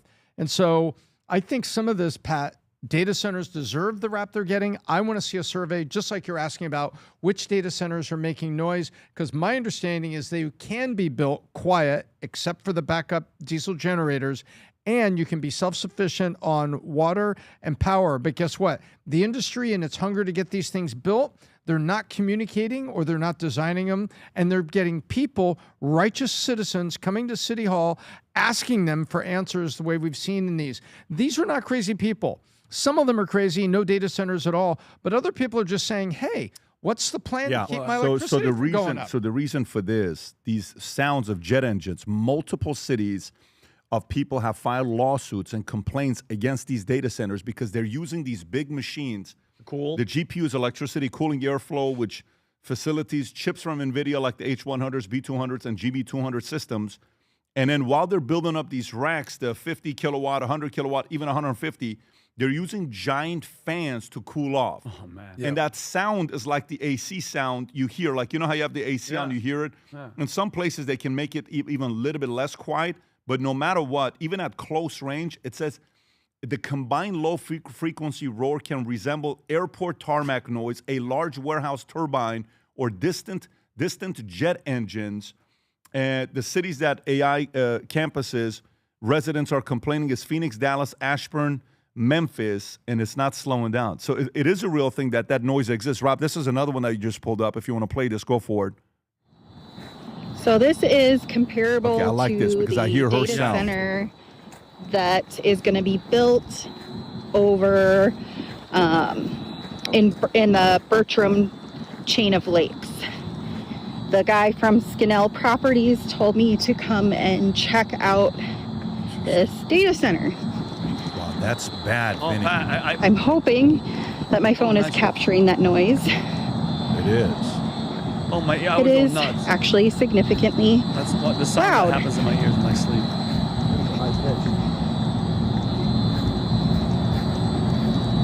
Bro, imagine working inside. Like, imagine in there. Okay, it didn't get any better. Adam, thoughts? Look, this is an important question that I think we're going to have a conversation with, but I think there's precedent here that everything is going to work out. The first question I ask myself is, are we going to need data centers in America? Yes. We're going to need them, yes? If we want to compete in the modern world, in the modern economy. You don't do it, the enemy will. So you get to pick and choose. They're already doing it. Yes. So to me, it's a non-starter saying we can't have data centers in America. It's going to happen. The question is, how close can they be from towns? We have case examples of here. We can't live near nuclear plants or power plants. We don't live near landfills. Not many of us live near airports. I know that we're ironically behind We're on one. on an airport right now, but they're going to figure out a rule where, and local towns and municipalities and states are going to figure this out. Data centers can't be within X amount of miles from town centers or from where the people are. If you're living out in Timbuktu in the middle of nowhere, sorry, buddy, that might affect you. But the reality is we're going to need data centers. Who controls data and AI is going to control the future. We're on a fight with China and a lot of our enemies out there. And if it's going to affect some people's hearings, you might have to move. They might not have to build the data centers right there. But at the end of the day, data centers are good for society, good for the economy, and just you might have to put on some earmuffs like in old school. Tom, do they have to be next to the place that's using it can't be like, when you're driving to Vegas, Pat, they have that outdoor solar panel field and it feeds all the way to. You can put the data center wherever you want it. That's what I'm saying, You need water and you need energy. And energy, I'm on record saying that we should accelerate the nuclear permits so they can have small reactors on site. But if the cooling systems are still this loud, man, there is an opportunity somewhere for an entrepreneur to figure out how we can get cooling systems that are smaller, number one. And number two, we got to figure out the water. If they're using water for cooling and they're just saying, hang on a second. Yeah. Something tells me an entrepreneur is going to figure this out and tell these data centers to quiet down. Yeah, but listen, when you're living close to it, what is the most, here's a question to ask you. What is the most disturbing living situation you ever had that the average person wouldn't understand it unless they experienced it? Oh. Go ahead. What was it for you? Vinny snoring. No, I'm being serious. What is the most living disturbing? In an apartment? I lived in an apartment complex in North Hollywood. And Pat, when I tell you they were studio apartments, I was living upstairs, downstairs. You heard everything. Every single noise you heard. Any upstairs, downstairs, anybody arguing, whatever. My downstairs neighbor, this dude moved in. Pat, the first day he moved in, I woke up and just walked to the bathroom and he was boom, boom, boom, boom, boom, and then started blasting music to get back to me. And it was a fight. It was a constant fight because I'm like, it's not my fault that you moved into an apartment. By the way, I was there for 4 years. You're coming to where I live and you can't handle just regular walking. And it was like a fight where I was trying to fight him because there was a pool in the middle. The studio apartments in North Hollywood. It was horrible, Pat. And then thank God I got online. Let me tell you something. Have you ever lived in a major city? Like I never lived in New York, but I spent a lot of time there. Any major city, it's loud as hell. Any major city, construction going on, this, that, the other, 24/7. The city never sleeps. A lot of the people that are complaining are out in, Wichita, Kansas, whatever. They're not used to any noise. Yeah. And all of a sudden, these are the people complaining. You talk to any person in any major city, New York City, anything like that, they're like, dude, this is an everyday thing. Yeah. Tom. We had the worst living condition right after I got out of college. Rented a house with some other people. That was all good. But on the same street, all of a sudden, sirens in the middle of the night, and you go on there, and there's 5 people laying on the front lawn in handcuffs and everything, and you find out that they built a kitchen. They were building it was and that they had tapped into the power line and were running all that power and lights and stuff in there. And so it's like, wow. What do you mean they built a meth? No, they were, cooking meth. It was everything. You're Walter White over here. Speak our language. They were cooking meth, and then the entire garage was let me tell you something, Tom. was hydroponic pot with all these lamps in it, and it was. This is in West Hills, Canoga Park, near Sherman Way. God, so, I knew it. and now everybody was concerned about traffic in that street for the next year, and we were right. People learn more about him. It's not your fault. No, what do you mean it's not his fault? It's He's Walter Tom. White. He's literally Not your Tom. fault, Tom. Where do you think his money comes your from? fault. Like, Yeah. how do you think he made all the money he where's made? Jesse? Jesse. I mean, I How you walked paid for down that to Ferrari? Not your fault. I walked down to the guy and I said, "Say my name." Tom, you killed. You killed Gustavo he said, Fring. and he said You killed him. Heisenberg, and he says, "You're right," and then they left. All right, let's go to the next story. Ellsworth. Okay, so but the point is, if you ever, like for us, we're on the airport here, 11 acres. Literally, we have to get an update saying today an F-18 plane is taking off. Every day, it's planes taking off, and I actually don't mind it. I love Does it. it bother you? No, like, wait. does it at all? No, do it's you quick. even think about it when these planes take off? Well, yeah. I mean, it's loud as hell, but you live and you learn. From a military Probably standpoint, because we're military. I love it, but And also the what we hear doesn't come through as much as we think. It's there, but it's not like if you're listening to the podcast, it's not a huge. All right, let me get to the next story. Trump calls Iran's response to U.S. proposal to end war totally unacceptable. This is a BBC story. Tom, Rob, I think you got a tweet or something on that to read. Iran's semi-official Sanim news agency said Tehran's proposal sent via Pakistan, which has served as a mediator, included an immediate end to the war on all fronts, a halt to U.S. naval blockade, and guarantees of no further attacks on Iran, a ceasefire meant to facilitate talks to end the war launched by the U.S. and Israel in February has been largely observed despite occasional exchange fire. So while this has taken place, here's what the president had to say. This is the tweet that came out. I have just read the response from Iran's so-called representative. I don't like it. Totally unacceptable. Thank you for your attention to this matter. Tom, how much progress is being made right now? Because the president, Pezeshkian, from Iran, did not directly reference to the proposal, but said, we will never bow our heads before the enemy. And if talk of dialogue or negotiation arises, it does not mean surrender or retreat. Trump posted on Truth Social. I've just read the response. And Trump also said they can call us. No one's calling us. They can call us. So Trump is saying if you want to do something, you can give us a call. And they're not saying at any time they're going to start losing money to be able to pay their military personnel, their government personnel. And then when they do, they're going to get desperate. But you hear different stories. Tom, your thoughts? We've been waiting for Iran to respond as a rational actor and get desperate now for 3 weeks. They haven't, because they're not a rational actor. And you've got things like the British over the weekend said that they were going to send a frigate to the Gulf to help with the safe passage of ships. Did you see that, Pat? Yeah. They're like, even the British are saying, okay, we're going to send a ship and we're going to join you to create a safe passage patrol here. Price of oil today went back up $3. So now we're back up to $98.33. And the closer we are to $100, the more I feel like, we're not getting there. And that's futures, Rob, go WTI. And on the other side of it is you've got him openly saying nobody's calling us. Yeah, 97.29. It's almost 98. It's 98.33 on the other side. So here we are back to 97.50, 98 for oil. And he said nobody's calling. And so I hope that means that Witkoff is talking. But look at who is trying to help. Pakistan sends a message. Hey, Mr. President Trump, will you please look at this? If that's truth, then that's the way it happened. And then the British saying, hey, we'll send a ship. Seems like everybody else is saying, can we get moving here? Can we get this fixed? But we're sitting there, every day saying, listen, we don't like that. We reject that. And boy, if you keep this up, they'll be held to pay. How long is that circle? That just seems like we're spinning a circle right there. It's kind of frustrating. Adam. Well, we're going to be playing the waiting game a little while longer on Iran because I don't see this situation ending anytime soon. So you're saying the short-term pain isn't going to be short-term. It's I'm saying long-term pain for the long-term gain. Pain, long-term game. Why? Yeah. Because the biggest thing that's going on in the world this week is Trump's about to go meet with Xi. And there's going to be 2 major conversations with Xi. And one of them is regarding Iran. Because believe it or not, this is hurting China's economy worse than it's hurting America's economy. We don't get any oil or goods out of the Strait of Hormuz. China gets all that and then some from the Strait of Hormuz.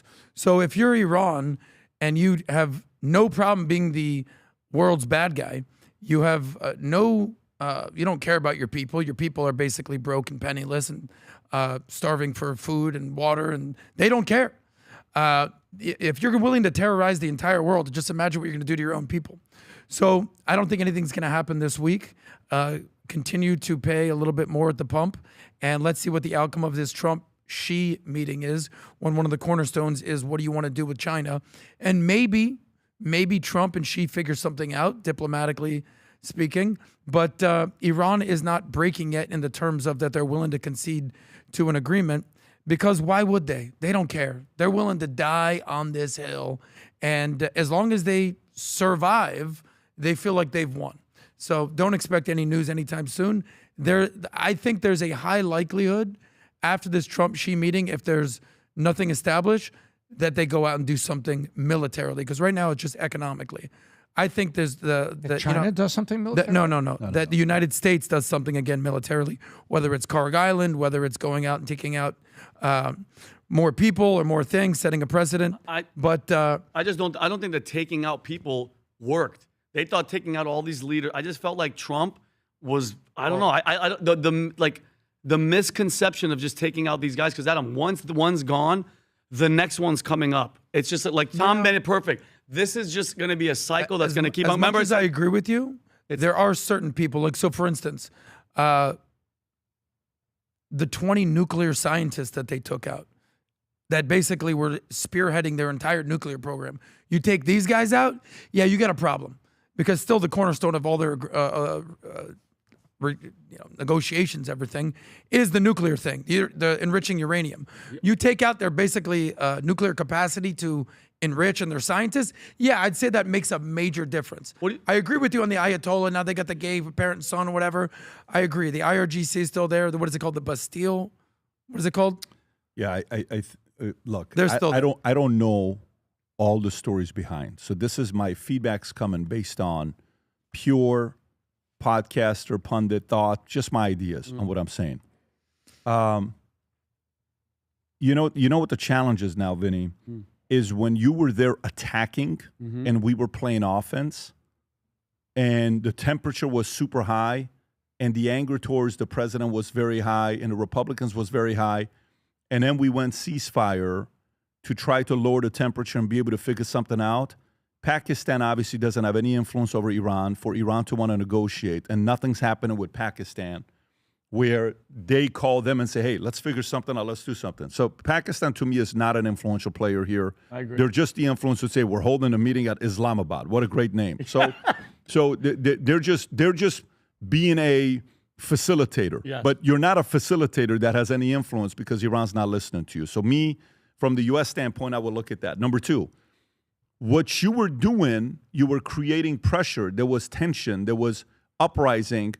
That if you have to restart that again, you're now going back to the level of hates you had 4 weeks ago, 5 weeks ago, 6 weeks, whatever the timeline was, when we were actually playing offense and attacking and doing certain things. If you don't, this tweet of every single time, totally unacceptable, totally this, totally that. You know, if it's Trump's playbook of, hey, he kept hitting boats. There was drugs on that boat, Venezuela. He kept hitting boats. He kept hitting boats. It's not acceptable. And then also middle of the night, hey, surprise, we got Maduro. Oh, shit. Okay, so they've been working behind closed doors. Yeah. So if I'm a betting man, behind closed doors, they're working on something that the average person does not know about. What that something is, I don't know. But if they have to go back to attacking again, Vinny, they never needed to stop. If you're choking them, it's kind of like, remember that one fight where the guy has him. By the way, great UFC card. I mean, shout out to Strickland for winning the way he did. Amazing. But you know how sometimes you have a person and you see the guy backing off and then he ends up losing? Yeah, I remember. Like you had the guy. We recently, UFC fight in Miami, the guy's killing him with the kicks. Yeah. The guy tears his, I don't know what he tore on Tore his his leg. Looked knee, like he tore his bad. knee. And then he's like just playing relax. He could have finished the fight and the guy knocks him out and it's over. Yep. So I feel like US is maybe doing that. And if you have to get back in, I don't think it's going to be a good look if they get back in there because now remember he delayed the meeting he was supposed to have with G in March? Now they're doing it this Wednesday, Yeah. Rob. I think you said Wednesday. Yep. And he's going in there with what victories? What is he going in there with? Because one of them was Trump was trying to do a 10% tariff. Did you guys see the 10% tariff thing? Yeah, That was Supreme Court ruled it Supreme Court unconstitutional. ruled it unconstitutional because he came out and said, you know, where is that on the unconstitutional? Yeah, there it is. Donald Trump's 10% global tariff ruled illegal by U.S. court. Illegal by U.S. court. That 10%, you know, who is he playing that against? Most likely China and others. So now you mean to tell me that the courts this quickly said no. So if they're taking all his leverage cards away, now what is he going to be going in there with? He's got to go there with something. Yeah. He's got to go there with something. So while Bibi was being interviewed on this, was it the 60 Minutes, Rob, or what interview was it? 60 Minutes. He was asked about the question of did China provide some military weapons to Iran, and it was the only thing while he was being interviewed. He said, I'm going to keep my mouth closed because Mossad knows if China gave him anything. What do you think are the chances that Mossad knows exactly what weapons? 100%. Okay, so now watch it. This was the only part that he was a little bit uncomfortable. Go ahead, Rob. Do you really want to have a fanatic regime with nuclear weapons that is committed to Islamist revolutions? That's what Iran's constitution says. We're committed to export the Islamist China should revolution. So China, I think, should think about. Because it's apparently doing it right now. Could be. I don't want to speak for China. I don't want to speak also. But you have for eyes President, and ears on this. Yeah, well, but I also have a closed mouth when necessary. Says a lot. So you see that When conversation. Long with, pause. So to me, this meeting, everything that's going on with Iran going to China, he has to be thinking about what things will be discussed, what leverages he has, what things he can give to Xi. He's already got a chokehold on him with Panama, with Strait of Hormuz. China needs that oil. So he can go in and say, I'm going to work with you, do a favor for you if you do this for me with Iran. So Are you how interested? Like, I'm trying to figure out, because I see where your brain is going.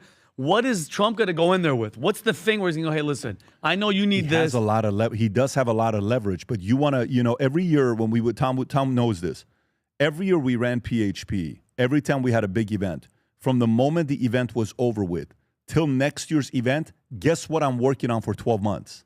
What am I working on, Tom? Growing the next year's event. No, Thriving. what am I looking at? What do I want to, announcements. All I'm doing is new announcements at the Vault Conference. Not at our annual convention that we have.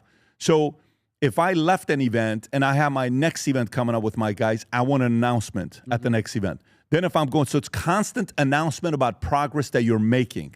So he's constantly working on announcement to be making. What announcement is he going to be making out China? I don't know. He's working right now behind closed. By the way, the next 48 hours, don't be surprised if you get a crazy announcement made from Trump or the White House to claim a victory on something. I don't know what it is, but I'm expecting one of those tweets to say, great news, such and such. We just brokered a deal with that's going to create this many. I'm expecting something like that next 48 hours. Adam. Regarding China? Yeah. Well, this is a big meeting. This is probably the biggest meeting in the world. Yeah, there's so many storylines that have gotten, unfortunately, buried behind everything that's attached to Israel. Israel and Gaza. We completely forgot about the entire war in Russia and Ukraine, which I don't know if you saw what's happening there. They announced some sort of ceasefire, which is the first we've seen in something like that. We've also forgot that China is our number one enemy. What Trump wants to do, which is, major kudos for him taking down Iran and what he's doing there, but he hopefully wanted to pivot immediately to get to China, because Israel and Iran are going to have a long-standing thing. They're neighbors. They're not going anywhere. They're going to have their internal issues, and obviously Israel is clearly kicking Iran's butt. But Trump was hoping to pivot from Iran to China, because that is our number one geopolitical threat in the world today. So he's going into this meeting with some L's, but also with some W's, with some wins. Because don't forget, the Strait of Hormuz is affecting who more than the United States? China. China is desperately being affected by the Strait of Hormuz. And if you look at the Wall Street Journal, if you want to pick up the cover story, it says Iran war hangs over the China summit. As Trump prepares to meet Xi Jinping this week, he's eager to move forward from the conflict that is hurting the domestic power and global economy. And it talks about some great things that China is doing, but how their economy is starting to crumble, how China is feeling the effects of this war way more than the United States. There you go. So we'll see. We'll see what's going to happen here. I do think in a major way, they both want the same thing. I do think in a major way, they both want the same thing, because China relies on their export to go. And so they need both the import of the oil and the export of their products that they have. So, again, like I've said this for the last, 10 years, I trust this guy negotiating on behalf of you and I, the American people, in the rooms more than anybody else. And let's see what happens with that meeting. A couple other things I want to get into before we wrap up. Did you watch the roast of Kevin Hart? Did you watch the roast of Kevin Hart? I saw clips. Well, I did not. Which clips have you seen? I'm I curious saw which one. Tony Hinchcliffe. Well, it was like 13 minutes, Rob. He was just brutal. I saw. Did you see Cat Williams? I just saw a small clip of it. So, is it fair to say that Cat Williams and Kevin Hart, it's not like they have not been friends or allies. If for you quite remember some time. Cat Williams' most popular podcast 2 years ago that he did with Shannon Sharp, that went viral, one of the guys that he was talking about was who? Kevin Hart. Kevin Hart. Called him out. So here's Cat Williams talking about Kevin Hart and Diddy. Have you seen this? I haven't. No. Okay, so this is good. You guys haven't seen it. Here's Cat Williams talking about Kevin Hart and Diddy. Go for it. Release party for P. Diddy. There was a record number of releases on the bed, in the pool, on the floor, everywhere but the hose.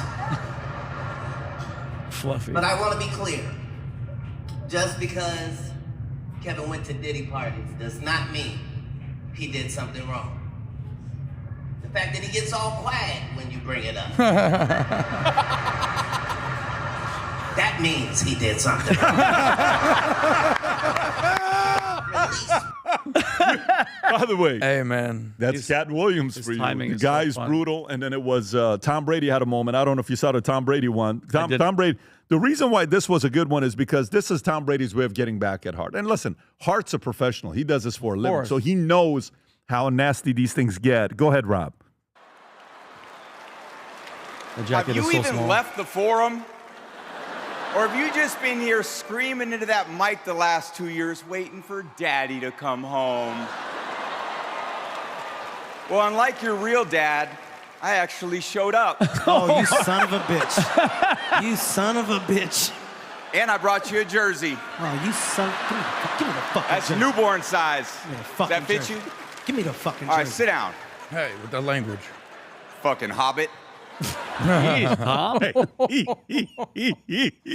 Brady is like, I'm gonna get my. Oh my God. Yeah, you got to watch all of this stuff and see how it is, and how they go back. It's not for everybody. Vinny, Oh no, this roasting. It's brutal. If I heard, mind you, this morning after I'm praying and I'm doing all my stuff, I'm just like it said Tony Hinchcliffe, the whole thing. It was really. I haven't seen the Hinchcliffe. Rob, do you have the Hinchcliffe one? Because I haven't seen that one. Let's see what Hinchcliffe is. It is. I'm just warning you guys. Earmuffs if you have kids. Is it that Tony Hinchcliffe obliterates what's Chelsea Handler about. They talk about abortion, and he talks about what's his name's father. Oh my God, father? Like what's his name's father? The Kim Kardashian's Robert Kardashian? No, Tony Hinchcliffe. There it is. Pat. He is. It's 7 minutes. Oh, it's too long. Though. This is the one here that's just the beginning of it. Just put it's the beginning. Brutal, Rob. Let's hear the It's beginning. so brutal. Go ahead, Rob. Tiana Taylor, everybody. That was amazing. yeah. This roast is so ghetto. I thought I heard a fire alarm chirp at one point during her set. Are you still watching? One more time for Shane Gillis. He looks like the type of slave owner that you can trick into buying Kevin Hart. So he'll get bigger, right? If Kevin was a slave, his song would be, "Let my people grow." This is a big roast. Kevin Hart is trying to fill Tom Brady's shoes. A lot of extra space. That's like Pete Davidson's dick trying to fill Kim Kardashian's vagina. Indeed, the closest Pete has come to greatness is when his dick rubbed up against some of Kanye's old I don't know. This is what it was. So bad. We can bounce like buddy. that. All right. But did you watch the whole thing? I didn't watch the whole thing. Okay. It is You watched the whole thing? No, but I do watch a lot of the roasts, by the way, and they're incredible, and they're always for a good cause. And you got to give whoever's being roasted some major respect. I mean, when you think about some of the greatest roasts of all time, Trump did a roast. They roasted Trump. Snoop. Do you remember what Snoop said about Trump at his roast? This ain't the first time you kicked a black man out of his house. Exactly. I haven't seen Stop. Oh, yeah, of course. That's Snoop says too. Yes. Tom Brady did a roast recently. He did. It was a couple years ago. Pamela Anderson. I see Justin Bieber. Listen, to sit there and get there and take a joke, it's a special type of person and for a good cause. And I know that you were trying to lead the charge, and I can help you do this, of doing a Bibi Netanyahu roast. I know that was something that was near and dear to your heart. Well, that word alone has a different meaning to different people. There are some people that really don't like that guy. Yeah. But, it's funny. We were talking this morning with Rob on the interview that happened with him. Timing with Mark. And I had a call with somebody. I don't want to say the person's name. And I said, look, you guys are not winning the PR game because of the way you're handling yourself. And it's horrible. In this world, the moment, people that I've known for many years who maybe I haven't spoken to in a while because they have their own lives. They're, good friends of mine, California, Texas. They live different places. They'll say, oh, my God, I see the comment section. And is everything okay? It's as if, this just happened. See, the thing about criticism is if you all of a sudden go public and you're like a rookie who just got a contract, you go public and they criticize you, you're not used to it, Tom. Right. So you watch the comment section 24/7 because you're worried about the comment section, right? But if you're gradually coming up and you've been beaten up and people are trashing you left and right, you know what ends up happening? You end up realizing this is part of the game. Yeah. Yep. You either keep your mouth shut and don't say anything, or if you do, there's going to be some pushback. And if you're expecting to win 100% of people over in the world, good luck to you. That's a very tough life you're living. It's a miserable life you're living if you're trying to win everybody over. But yeah, I do think this roast idea, the timing's got to be right. Yeah, do you have the Trump one with Snoop? This is the legend. You haven't seen this one? You have to hear this. This is what Snoop said about Trump on his roast. Like a decade ago. Go right? for it. More longer than that. Donald say he wants to run for president and move on into the White House. Why not? It wouldn't be the first time you pushed a black family out of their home. Ivanka sees again. And by the way, it turned out to be true. Yeah. Well, Obama was already out, so it's not like Obama. It's not like he kicked him out. He kicked Biden out. No, by the way, are you he seeing? kicked? No, he did. He replaced Obama. I know, but Obama he did served 2 terms. Yeah, that's the part. Yeah, but Biden was kicked out. Like if you ever watched the Melania documentary, in the documentary, the last 40 minutes of the documentary, the first 40 minutes is about fashion. The last 40 minutes is about family. What happened when they went into the White House. It's actually worth watching because you see how annoying it was and how they treated Trump. Yeah. And then how satisfying it felt when Jill Biden and Joe had to get out of the property. Trump kicked Biden out of. Oh, really? No, Stepping. No, he did. And they were still graceful about it. But are you seeing what they're saying right now with the 2020 election, the fraud, everything that Trump has said? I couldn't even say these words. Now they let me use these words because when they come out and everybody sees that these guys cheated and they did. Are you seeing this last week and what he's been saying? We're hoping it comes out. So we'll see. I mean, obviously a lot of this stuff. Today is Fauci's last day. If Rand Paul is going to do anything. Tom, do you think there's going to be anything done with Fauci today? So do I think that it's the deadline? It's the 5-year deadline today. Okay, so do I think enough congressmen or senators or whomever will put pressure on the Department of Justice so that their major campaign donors, I mean the pharmaceutical industry, will get behind Fauci actually being prosecuted for making them billions in profits? Do I think that that's going down? Hell no. Hell no, this is going to expire. It doesn't matter how bad Fauci is. Doesn't matter how terrible it was. And we could scream and scream all day. And I'm with Vinny. And by the way, on a good day, I am more passionate and more angry and more dedicated and more focused than the angry patriot. I am the nuclear patriot on my days. But do I think something's going to happen here? No, I don't. Because of the amount of pharmaceuticals in the industry that have money behind these candidates and by the people in office. No, because guess what happens? The dominoes start falling. It's not just Fauci. It's now you get back into, okay, should we have done it this way? Should we have given them, immunity in Congress? Should we have done this? Should we have controlled the CDC different?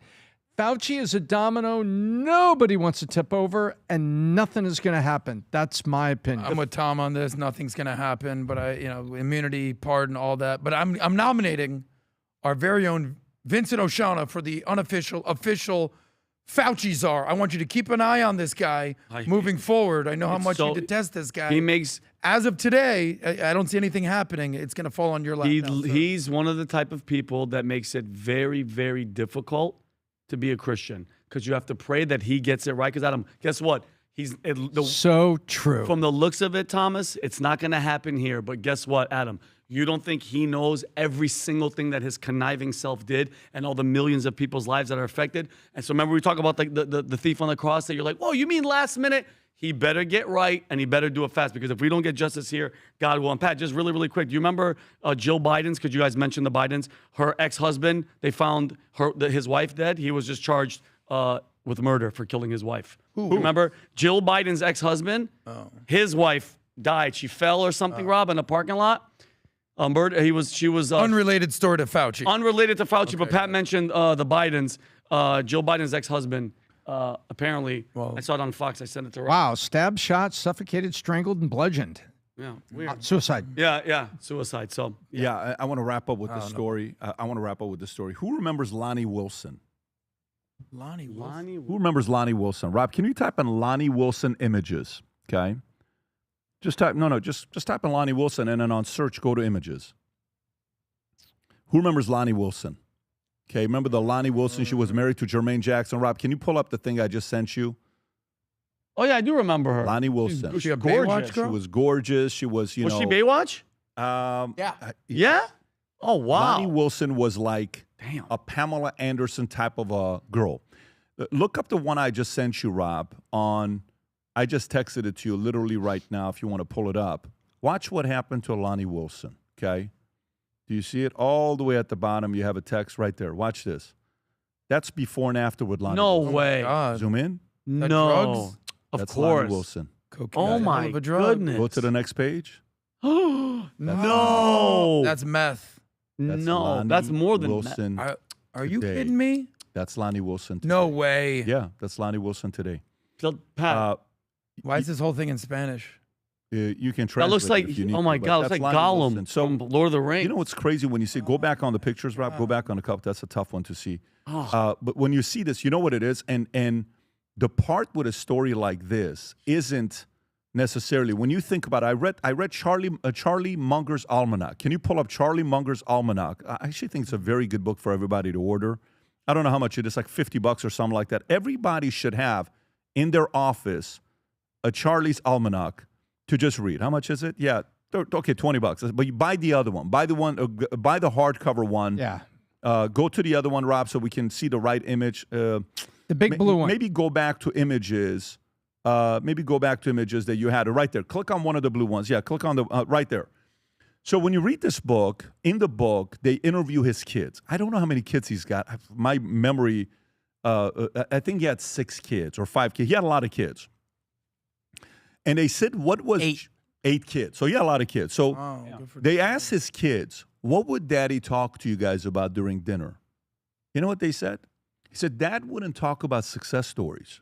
He would do the opposite. He would tell stories of people that had success and lost it all, or that almost experienced success and then lost everything they had for many different reasons. Bad friends, drugs, alcohol, all this stuff that you go through. Yesterday, I'm reading this book on estate planning and legacy and all this stuff. And when you're going through it, one of the things it talks about in this book, it says the challenge, kids with wealthy families have is they have access to everything. It's right in front of you. Whatever you want to get, you have access to it. You want to get drugs, you want to get girls, you want to do anything, you have access to it. The wealthy lead lives of exceptional temptation given the ease with which they can indulge lust, gluttony, and sloth. School and extracurricular activities for children must therefore be prioritized. Those which teach discipline, the child who masters his body against sloth, gluttony, and cowardice is well disposed to latter master his spirit against lust and corruption. Okay, and he's kind of talking about how to do this with kids. Actually, I thought it was a very important thing to do. There is no difference between Lonnie and us. You see a story with Lonnie, it can happen at anybody. It can happen to anyone. To some people, maybe not at that levels. When you get to a level like that, when you see someone go, it hurts because that's someone's kid, that's someone's daughter, that's someone's, friend that goes through a situation like that. But it is that important to constantly talk to your kids about not just success stories, about the people that had a close shot at doing something big with their lives that they destroyed it because of a bad friend, bad situation, trying to please. A guy was sitting with me in one of our meetings last week. He asked me a very good question, this guy. I don't want to say his name because he asked a personal question. He says, I've always had the reputation of being the class clown. You know, I always have the reputation of being the guy that jokes around so everybody laughs. Everybody laughs and all this stuff. I'm kind of always that guy. I said, look, there's a difference between being funny and being silly. There's a difference between being funny and silly. One time, one of my kids came home and him and I were sitting down talking, and I told him, I said, listen, do you want to grow up to be a clown? No. I said, because let's look at the clown salary. Mm-hmm. Rob, can you pull up the average salary of a clown? Pull up the average salary of a clown, and I went through the whole thing. Said, look, if you want, look, Daddy will help you become anything you want to become. The average salary of a clown makes $62,000 to $80,000 a year. Okay? You can be a clown if you want to. Is that what you want to do? There's a difference between comedian and clown. I said, you can laugh. You can joke. You can tell jokes. Comedians do that all the time. But silliness, where everybody looks at you and laughs at you versus laughs with you, that is a big difference. And so in life, you know, the dinner this week, we had a very good dinner this week that we went out. It typically always turns into some kind of a conversation that we go to. Every time it's a different type of a topic we go to. But we have to shape the mindset of our kids that you're one friend, one bad party, one bad situation away from destroying your life. One bad temptation. It's not a big deal. Just try this. Everybody does this. It's a little bit. It's not that much. You can control it. I know how to control my liquor. I know how to control my drugs. I know how to control this.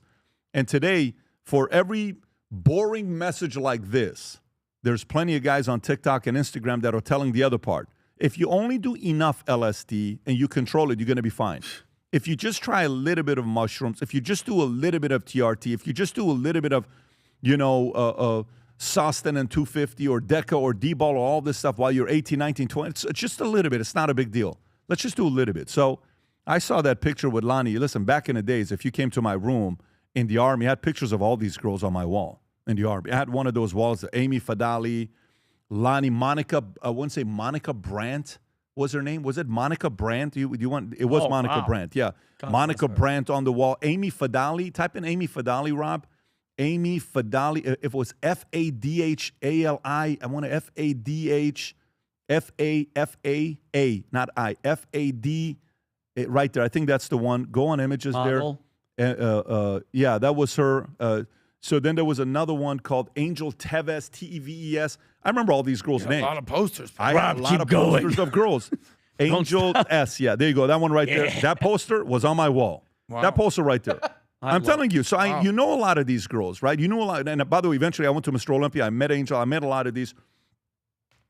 But they went from like this, Vinny, overnight, destroying their lives. So I don't know if it's timely or not for you, but if you have a daughter or a son that you want to sit down and tell some of these stories, as much as it's painful, sometimes you got to scare the crap out of your kids to know what's possible if you don't make some good choices. You make some bad choices, you can destroy your life. Anyways, well, Vinny. I just want to piggyback on how great, because we've been through, and I know people that have been through it, the people that you surround yourself, and then you have to equip them with the right think pad, because sometimes they're going to cross paths with those people. It's inevitable. It's inevitable. Yep. And every time I see somebody like that, besides the, being the daughter, of a mother, father, like who are you surrounding yourself around that is going to introduce you to heroin or meth?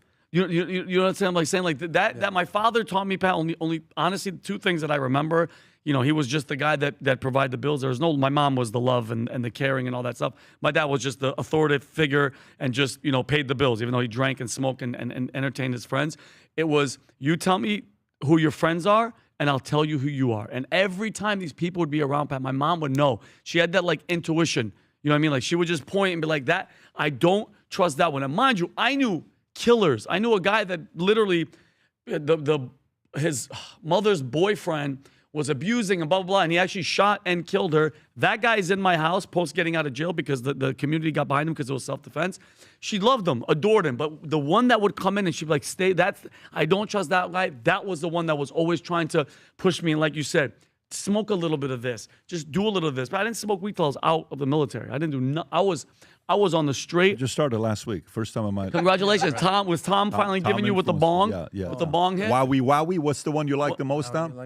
Well, there was Acapulco Gold. There was Maui Wowie. There was Northern California. You know why he shaved his mustache? Because he burned himself smoking a joint. See, that's a better story than the one he gave. By the way, excuse me, it's a blunt. Oh, my bad, Tom. My bad. It's just great that Tom's a bigger partier than Adam was. Yeah. But BizDoc Signature Series bong at vtmerch.com. don't make the bong noise. Don't do the bong noise. But what you're saying, Begging you. What you're saying is true. I mean, I've read those estate planning fails. You're talking. Remember the show Scared Straight? The scariest thing is when you watch it happen in front of your eyes. I've lost more than a handful of friends to drugs, alcohol, overdose, and all that. But there's one thing that is more challenging than anything else. I have one friend who's already lost his brother. His brother overdosed and died about a year and a half ago. And to deal with the issue, he's now doing drugs. Oh, man. And we're telling him, and this is a very good friend of mine, man, stop. Oh, this is my last time. I promise. Does it again. Dude. And when you care for somebody and you want to help them change, and some people use it as an escape, some people have an addiction, some people want to use it as fun and have fun. The problem is when it's all three. And it's the saddest thing, because when you see someone, you know, the Chaz quote, the saddest thing in life is wasted talent. Yep. When you see someone that's so incredibly talented, whether it was this famous actress, whether it's, you know, what's the guy from Friends that died? Matthew Perry. When you see them and you're like, please stop drinking, please stop doing this, and they promise you, and then their words are hollow and they have no meaning, you don't know what to do as a friend. So this is something that I'm seeing, and that's a challenge, and we just want our friends to not do this. But you made a great point, though, about teaching them and telling them and showing them. You have to see, because especially people that have money at them, they have the money and success. Yeah, Who's telling them no? Because they fear, Pat, and I had this type of friend. I have a couple of them where if you tell them and you have that talk, it's like, who the hell do you think you are? And they will cut you off like that. Yeah, that's the You're done. A guy menaced me. I told him something. I said, guy sends me a menaced, says, how do you handle with all this stuff? I said, you know what's the greatest compliment now? I know, but at the time when I was going through it, it was painful. He says, what's that? I had one good friend of mine. His name was Davina. He's the only guy, Davina. Good-looking guy, good with the ladies, fun. I know his number off the top of my head right now. I can just tell you his number. I'm not going to because everyone's going to text the guy. But he was the only guy that when I came out of the military, I lived with him for 18 days. During my break, I lived with him. I love Davina. But one day, I used to go out with all these guys, and he calls me. We used to work at Burger King together at 14 years old. Yeah, really? Literally. He was the drive-through guy. I was a chef in the back. My manager, Eddie, would make me a drive-through. He says, you talk too much. He says, you just go in the back. So I would make Burger King Whopper, no onion. So fun. And I had my shirt. They only had a medium shirt, and my lower back was always up.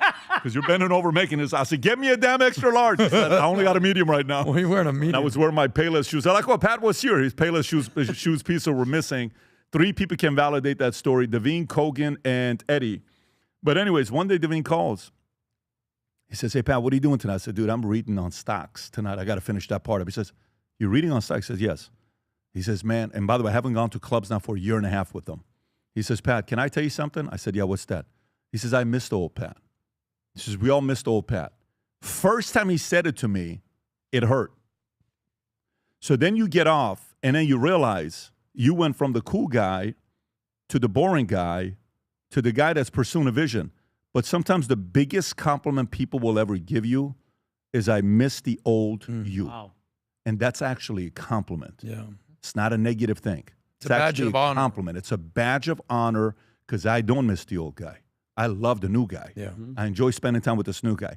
If you're wiser and you never have to go through it, even better for you. Like Trump never drank alcohol. If you can go through without ever doing that, even better for you. But anyways, before we wrap up the podcast, guys, I just looked at the amount of people that What? You really want to know what's in the survey. We put it out there now. Last one, if you guys want to get the survey, text the word PBD to 310-340-1132 to get the survey. It's very, very detailed. Again, PBD to 310-340-1132. And last but not least, on Hot Cakes and Hot Takes, podcast is coming out right now with the one and only Nick Shirley. with Vinny. Wow. And if you guys haven't tuned in yet, it's about to go live in 2 minutes. Yep. So go to Valuetainment Comedy and support it, and be sure to subscribe to VT Comedy. We are very close to 1 million subscribers. Vinny getting to 1 million subscribers, a massive surprise is going to happen to him. Okay, massive surprise. So help him out. Let's get him to 1 million. Let's go, boys and girls. Let's get him there. All right. With that being said, God bless everybody. We'll do this again on Wednesday. Take care. Bye-bye. Bye-bye.